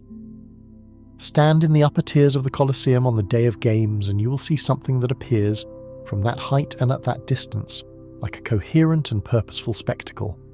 The crowd distributed across approximately 50,000 seats, arranged by social rank with the emperor and his court at the centre of the podium level and the poor at the top in the open sun, generating a noise that registers in your chest as well as in your ears, the accumulated sound of tens of thousands of people responding to something in real time. The sand below raked to a reddish uniformity between events, the performers and animals moving through it with the precision that belongs to things that have been carefully prepared even when the preparation is invisible. The processions, the morning animal hunts, the midday executions, the gladiatorial program of the afternoon that is the main event everyone came for, flowing in sequence with the smooth confidence of a production, refined over centuries into something approaching a machine for generating collective emotional experience. From up here, it looks like Rome at its most organised. But the view from the upper tiers is a designed view, and what it was designed to show you is what Rome wanted you to see. What was actually happening below the sand, behind the gates, in the corridors and the service spaces of the structure, is a different kind of story, one that the spectacle was specifically built to keep invisible. The Roman Games were not an invention of the imperial period, though the emperors raised them to a scale that would have been financially and logistically inconceivable in the Republic. Their origins were older, and more specifically religious. The gladiatorial contest, the munus, which means in Latin a duty or obligation, developed from the practice of honouring important deceased men with combat at their funeral, a tribute to the dead that was simultaneously a demonstration that the family honouring them had the resources and the commitment to do so properly.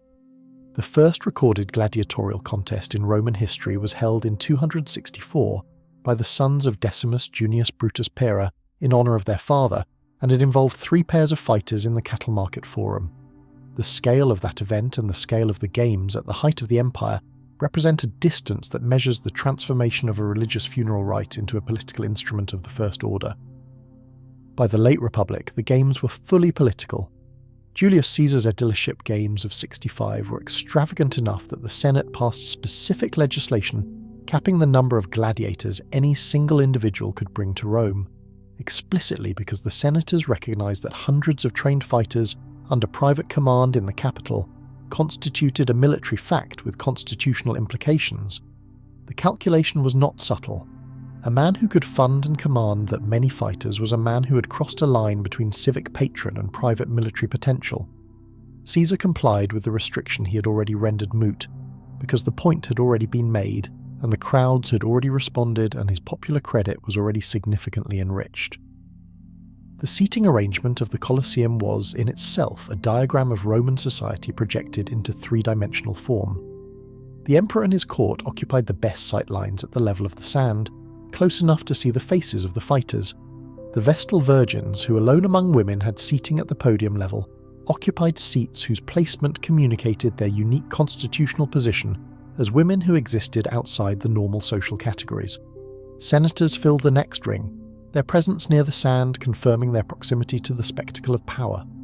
The equestrian order followed, then the general citizen population arranged by social rank in the rising tiers, then women in the upper sections, then the very poor in the topmost wooden seats, where the sun was direct and the view was worst, and the distance from the action made the details somewhat indistinct. This was not accidental. The seats communicated social position, and the collective experience of sitting in the arrangement confirmed the arrangement's naturalness, which was the most powerful kind of confirmation available to any hierarchical system. What makes this seating geography more interesting than a simple diagram of hierarchy is what it did to the experience of the spectacle for people at different levels.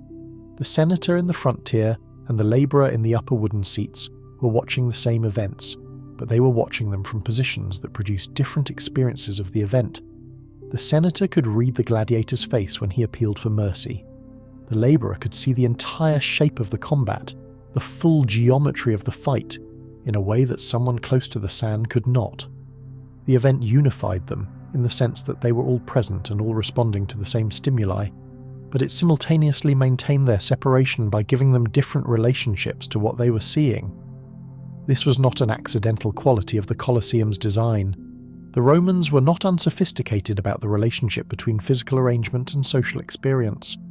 The Colosseum was designed to produce both unity and hierarchy simultaneously, which is a genuinely difficult architectural problem, and it solved it. The gladiators who occupied the sand were figures of intense social complexity in a way that the popular image does not capture. They were infames, technically without legal honour, their status defined in law alongside actors and prostitutes as persons whose public use of their bodies for entertainment disqualified them from the honour that Roman law attached to those who had not made this exchange.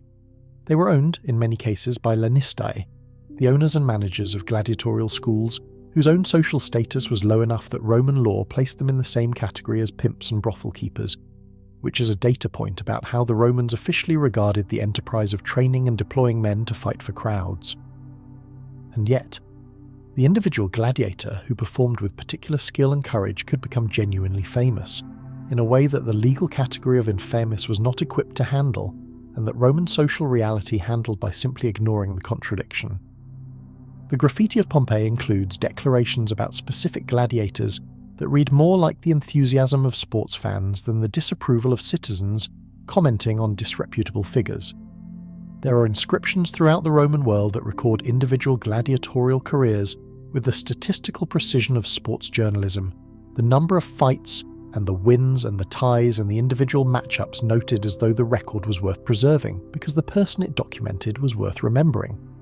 the satirist Juvenal devoted considerable effort to mocking women of high social status who threw away their position for gladiators, which is the kind of mockery that is generated by a behaviour widespread enough to be socially legible and culturally available as a reference point for criticism of women who ought to know better. The schools that produced gladiators were real commercial enterprises with real capital investment in their product. The Ludus Magnus, the great gladiatorial school that stood adjacent to the Colosseum and was connected to it by an underground passage, was one of the largest in Rome, its training arena visible today as excavated ruins near the Colosseum. Smaller schools existed throughout the empire in every city, with an amphitheatre large enough to generate regular demand for trained fighters. These were managed institutions with training programs, feeding protocols, medical services, and the full administrative infrastructure of a business that had invested significantly in its inventory and needed to protect that investment while producing the product the market demanded. The diet that gladiators received has been a subject of archaeological investigation. The cemetery at Ephesus in western Turkey, excavated in the early 2000s and identified as a gladiatorial burial site based on the specific trauma patterns in the skeletons, provided physical evidence about how gladiatorial bodies were maintained. The stable isotope analysis of the bones suggests a diet heavy in plant protein and carbohydrates, barley and legumes forming a substantial portion, which was the diet that earned gladiators their nickname hordearii, barley men, and which was not a term of admiration in a culture that associated heavy grain-based eating with animals and agricultural slaves rather than with warriors. The caloric density needed to support intensive physical training explains part of the dietary composition. The protective value of the additional subcutaneous fat that results from this diet is also real in the specific context of fighting with bladed weapons, because tissue between skin and vital structures means that cuts that would be immediately life-threatening on a leaner body might be more survivable. The injuries visible in the skeletal record are consistent with the specific weapon types and fighting stances associated with the gladiatorial categories described in the written sources. The gladiatorial system was not a generalized violence. It had specific forms, specific equipment configurations, specific matchups between types that were each defined by their weapons and armor and fighting style. The Murmillo with his large shield and short sword matched against the Retiarius with his net and trident. The Thraex with his curved seeker and small shield against the Secutor. The specific types are named in the sources and depicted in mosaics and sculptures and graffiti, and the bone trauma in the cemetery is consistent with these specific configurations, which confirms that the stylized combat described in the texts was real rather than purely theatrical. The medical treatment evidence in the skeletal record is particularly revealing. There are healed wounds that show evidence of surgical cleaning and closure, bone repairs that show evidence of careful immobilization and time for healing, and surgical interventions for trauma that represent a genuine level of medical knowledge and a genuine investment of effort in keeping the patients functional. This is where the economics of the gladiatorial system produce their most paradoxical visible consequence. A trained gladiator represented a substantial capital investment. The cost of recruiting or purchasing and then training a fighter to the level required for public performance was significant. The cost of maintaining them in good health across years of training was ongoing and real.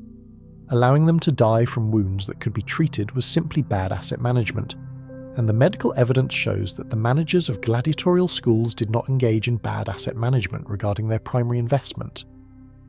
The doctors attached to these schools were doing real work with real competence in the service of a business that valued the fighters alive more than dead.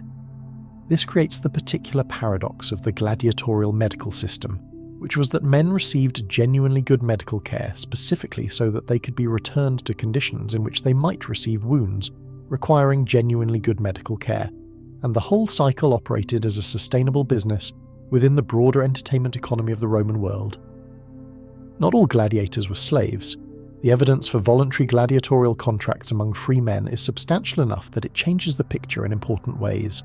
The Octa Amentum, the gladiatorial contract, was a real legal document with real terms, and free men signed it throughout the history of the institution for reasons that generally came down to the calculation that the guaranteed food, housing, training, and medical care offered by the contract, plus the possibility of substantial financial reward if they performed well and survived long enough to collect it, compared favourably to their alternatives.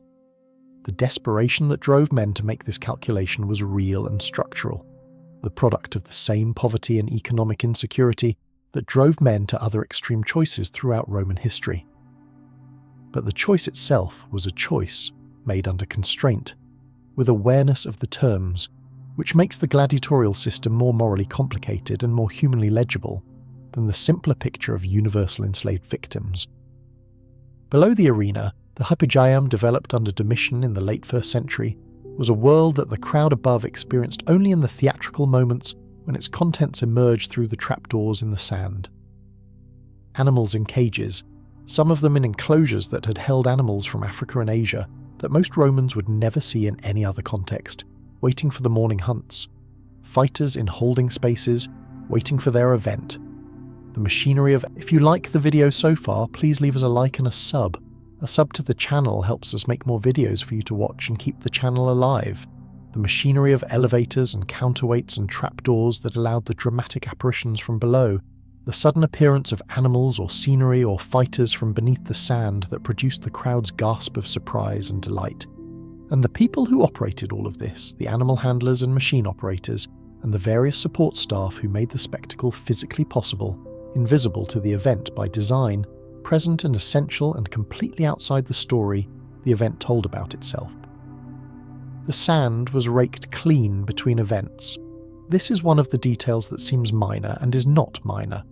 The clean sand was not primarily an aesthetic choice, though it served aesthetic purposes. It was the restoration of the potential of the arena, the removal of evidence that things had happened there, and the reinstatement of the surface on which things were about to happen. The crowd's experience of the spectacle depended on the sense that each event was complete in itself, that the arena did not accumulate its history in the visible layer of what had happened before, that the sand was always beginning. The people below who raked it, who removed what was on it and restored its apparent neutrality, were doing the work of maintaining this fiction, which was also the work of maintaining the spectacle's emotional power. The morning programme, the venaciones, the animal hunts, began before the crowd was fully assembled. The earliest arrivals found the sand already occupied by animals that had come from distances measured in weeks of travel, from the forests and plains of North Africa, from sub-Saharan Africa when the supply chains reached that far, from the eastern provinces along routes that involved boats and wagons, and the particular expertise of animal handlers who understood how to keep large, dangerous creatures alive and healthy through weeks of stressful captivity, specifically so that they could be publicly killed in Rome. This is the paradox of the animal hunt as logistics operation. The entire infrastructure of capture, transport, holding, and staging existed to produce a moment of killing that erased the investment, and the investment had to be substantial enough that the killing would be impressive enough to justify the cost, which means the animal procurement industry of the Roman games was simultaneously the most specialized and the most self-defeating business model in the ancient world. The animals represented were part of the spectacle's message. An African lion was not just a lion, it was Africa. It was the empire's reach, its ability to command the submission of the most dangerous things in the most distant places, its capacity to bring the wild edges of the world to the center of the city and dispose of them in front of a crowd. The elephant and the rhinoceros and the giraffe and the leopard were not animals that most Romans would ever encounter in any other context, and their appearance in the arena confirmed in the most visceral possible terms the scope of the world that Rome had organized to its own purposes. The venatori, the hunters who faced these animals, were their own specialized category of arena performer, trained specifically in the techniques of fighting large animals with spears and other weapons, and their skill was genuine and required because the alternative to genuine skill when facing a lion or a bear in a confined space is straightforwardly fatal, and dead venators are bad for the morning programme. The midday interlude between the morning hunts and the afternoon gladiatorial programme was the part of the games day most uncomfortable to examine from a distance. The executions of condemned criminals took various forms, some of them theatrical, where the condemned were incorporated into staged mythological scenes, with outcomes that had been adjusted from the myth's original version in the direction of someone actually dying rather than surviving through divine intervention. The condemned in these performances were playing roles in a story in which they were also the prop that the story required, and the crowd's experience of this was the experience of watching a story they knew end in a way that the story's original structure had specifically avoided. There is a quality to this that is not easily processed in any straightforward direction. The Romans appear to have found it entertaining. The entertainment was not incidental to the execution. It was the point of the execution, or at least the point of its public form, because the same outcome could have been achieved privately and was not, because the public quality was what made it useful as a demonstration of the consequences of being on the wrong side of Roman law. The gladiatorial program in the afternoon was preceded by a pompa, a procession that entered the arena and circled it, combining the fighters, the officials, the musicians, and the servants of the event in a choreographed display that formally announced what was coming and gave the crowd a moment to prepare its attention. The gladiators in this procession were, for many of the crowd, people they already knew. Not personally, though in some cases personal connection existed through the complex social patron networks of Roman life, known as figures, as names attached to records and reputations, as the subjects of the graffiti and the gambling and the conversation that surrounded the games in the days before they occurred. The anticipation of a specific gladiatorial matchup was a specific kind of anticipation, not the general enthusiasm for spectacle, but the focused interest in a particular outcome involving particular known performers, and the pompa transformed that anticipation into presence, the people you had been thinking about now walking in front of you in the afternoon light. The different gladiatorial types fought in specific pairings, and the pairings were meaningful in ways the crowd understood. The Murmillo with his heavy rectangular scutum shield, and his gladius short sword was matched against the Retiarius with his net, and trident and no helmet, and this was not an arbitrary pairing. It was a balanced one, in the specific and contentious sense in which any combat system claims balance, with each side possessing advantages that partially compensated for disadvantages, and with the outcome depending on factors of skill and condition, and the specific dynamics of the particular fight in a way that made prediction uncertain enough to sustain interest. The Retiarius had mobility and reach, and the potential to entangle his opponent, but was exposed without a helmet in a way that the crowd could see, and that made his risks more visible than those of the more heavily armoured fighters. The Murmillo could absorb more before it became fatal, but moved less freely, and had to close distance against the trident's advantage in reach. The fight between them was a negotiation of these competing structural conditions, and the crowd understood the negotiation because they had seen it before, and would see it again, and had opinions about which fighter was better positioned, and which had the more advantageous style for this particular combination. The gambling on gladiatorial outcomes was substantial and structured, not merely casual betting between individual spectators, but a genuine secondary market in predictions, with odds established and adjusted in the days before the event, based on information about the fighters' records and recent form and physical condition. The information economy around the games was sophisticated. Rumours about a fighter's training camp performance, about an injury that was or was not healing on schedule, about the strategic preferences of a particular lanista who was known to prepare his fighters in specific ways for specific opponent types. All of this circulated through the networks of people with financial interest in the outcomes, and the people with the best information were the people inside the system, the trainers and the handlers and the doctors and the other fighters, who were also the people with the most restricted formal freedom.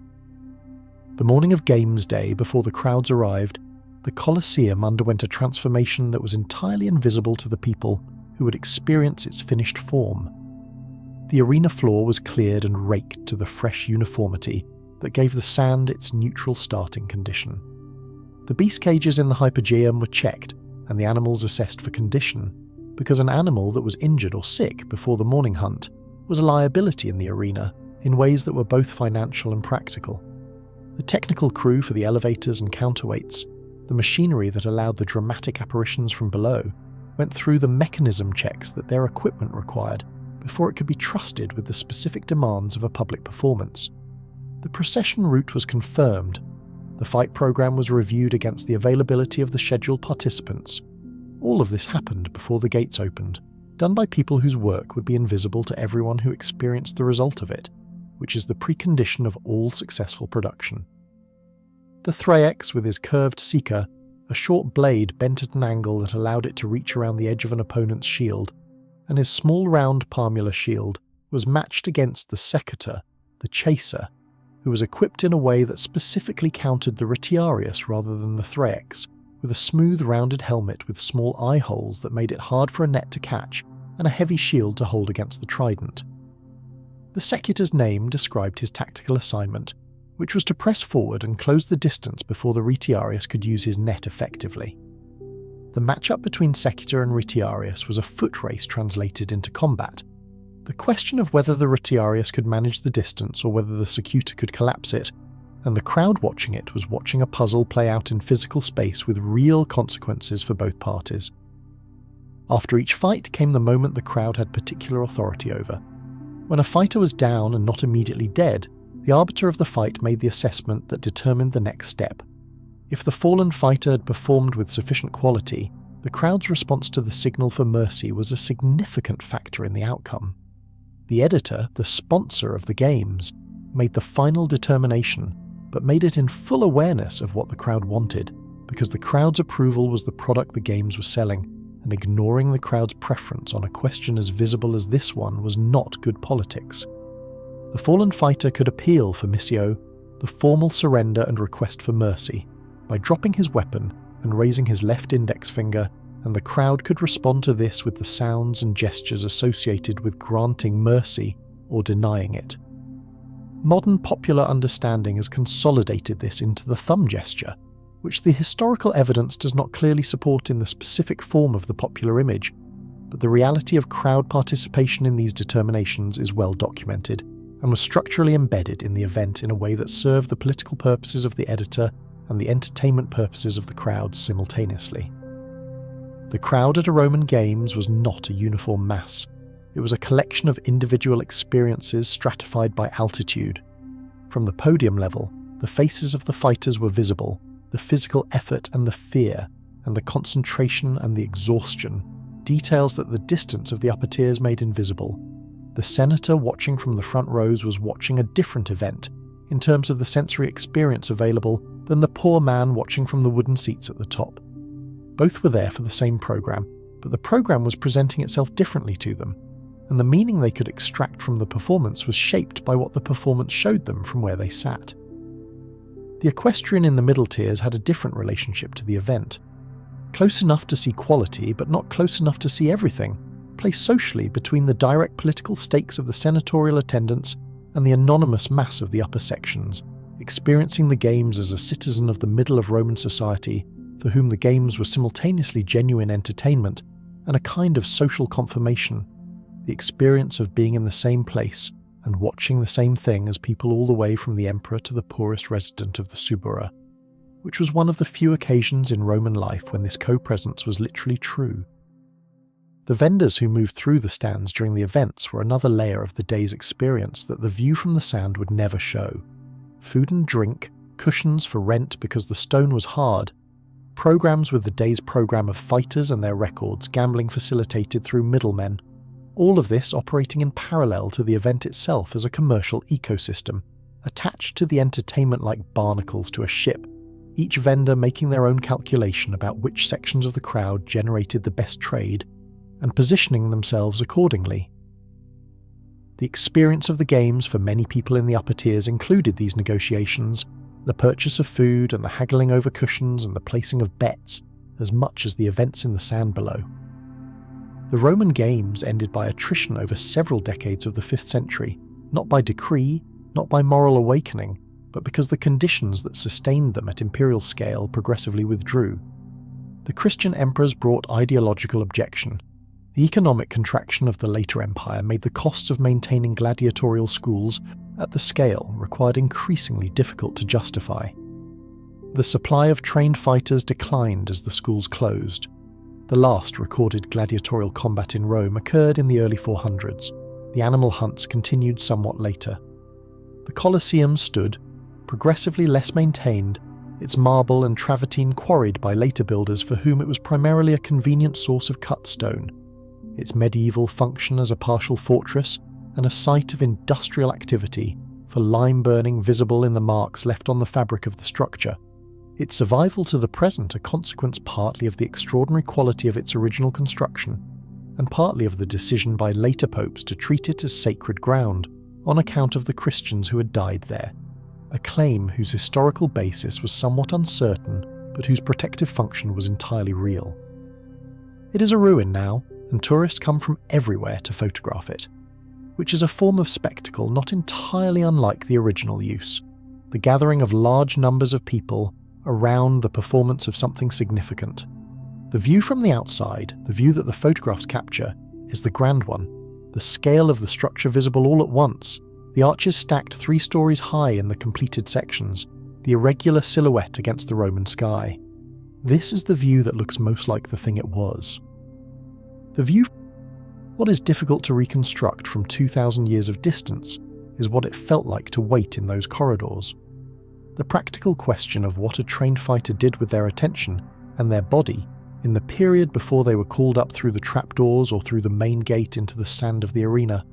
There were fighters who had done this many times, for whom the wait was a familiar condition with its own practiced management. And there were fighters doing it for the first time, for whom the crowd noise from above was an abstraction that would become a reality the moment the gate opened. The experienced fighters probably had something to teach the inexperienced ones about this specific problem, which is not about skill or strength or training, but about the management of awareness in a space between preparation and performance, and that teaching was probably informal and specific, and is entirely lost to the record. Tonight began with Rome, which is perhaps appropriate for the civilization that had the extraordinary confidence to declare itself the centre of the world, and then spend several centuries making that declaration at least partially accurate. We stood in its streets before dawn and felt the rules operating around us in their physical forms, the raised pavements and the stepping stones and the flowing fountain water and the boundary markers in the pavement and the building heights and the inspectors with their bronze standards, and we began to understand that the strange rules were not strange at all when you understood the problem they were solving. They were the accumulated practical wisdom of what happens when 1 million people try to occupy the same place, and the alternative presents itself over and over in the form of gridlock and fire and disease and property disputes that end in blood. And you learn, through enough experience of those alternatives, that prevention is cheaper than the consequence it prevents. The rules looked strange from outside and looked like plain sense from inside, which is the condition of most institutional wisdom, and the reason that the wisdom is so easily dismissed by people who have not yet experienced the problems it was designed to manage. We watched Caesar, one of the most thoroughly documented and most endlessly analysed people in the ancient record, and tried to see him as he actually was rather than as the mythology requires him to be. He was not the great man struck down by smaller men for daring to transcend conventional limits. He was not the tyrant whose removal saved the Republic. He was someone of genuine and unusual ability, operating in a system that had been losing structural integrity for decades before he arrived, who was very good at identifying the gaps between what the rules said and what the rules could actually enforce, and who walked through those gaps with a confidence that turned out to be well-founded until the one time it was not. The Republic did not survive his death. The system that produced him did not survive his death. What emerged from the chaos of the years that followed was something different, more stable in certain ways and more honest in others about what the concentration of power at the scale of empire actually required. The lesson his successors drew from his experience was specific and practical. Keep the forms of the old institutions. Do not abolish the Senate. Do not declare yourself a king. Let the constitutional vocabulary remain in use while filling it with entirely new content. Caesar failed because he moved too quickly and too visibly. Augustus succeeded because he moved carefully and maintained the appearance of restoration, while constructing something entirely unprecedented. This is a lesson about appearances, and about the gap between official images and internal realities that connects directly to everything else we have looked at tonight. We looked at what was happening below the sand of the Colosseum, in the corridors and cages and service spaces of the spectacle, and found something that resisted the simple narrative in both directions. Not only suffering, though there was real suffering. Not only oppression, though the system was built on structures of exploitation that its beneficiaries never had reason to examine clearly. Also, people making calculations about the options available to them, surviving within a brutal system through the combination of skill and preparation and economics, and the specific quality of public fame that Roman culture was willing to extend even to those it simultaneously held in contempt. The gap between the official image and the lived reality was built into the architecture of the Colosseum in the most literal sense. The crowds sat above. The participants waited below. The sand separated them, and the sand was always raked clean so that the next event could begin without the evidence of the previous one. What connects all four of the places we have been tonight is not Roman history as a grand narrative of empire and decline. It is the texture of the interior, the feeling of the place from the level of someone who is inside it, as a small and replaceable component of something much larger than themselves, trying to understand the rules, trying to keep up, trying to make the calibrations that daily life inside a complex system requires. The person who checked the weights in the morning market with bronze standards that felt serious in their hands.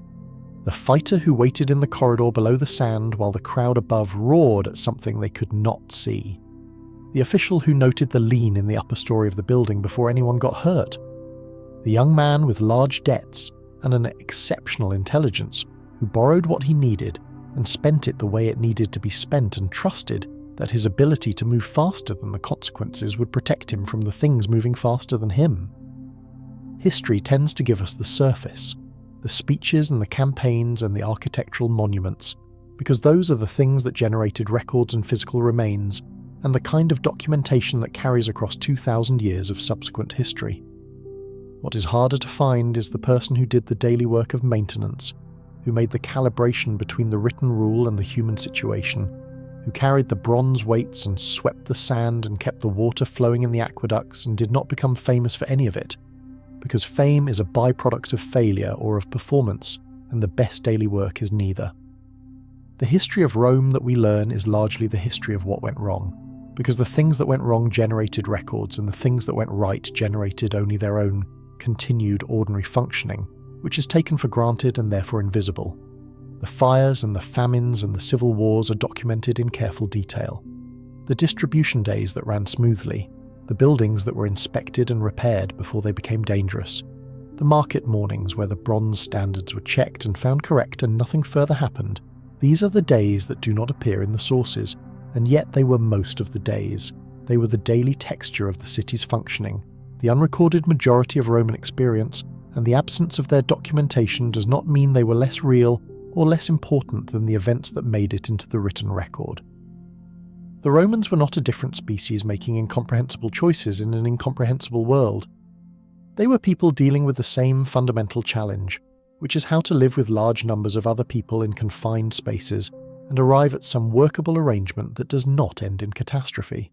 They made rules, some of them wise and some of them strange, and some of them wise because they were strange.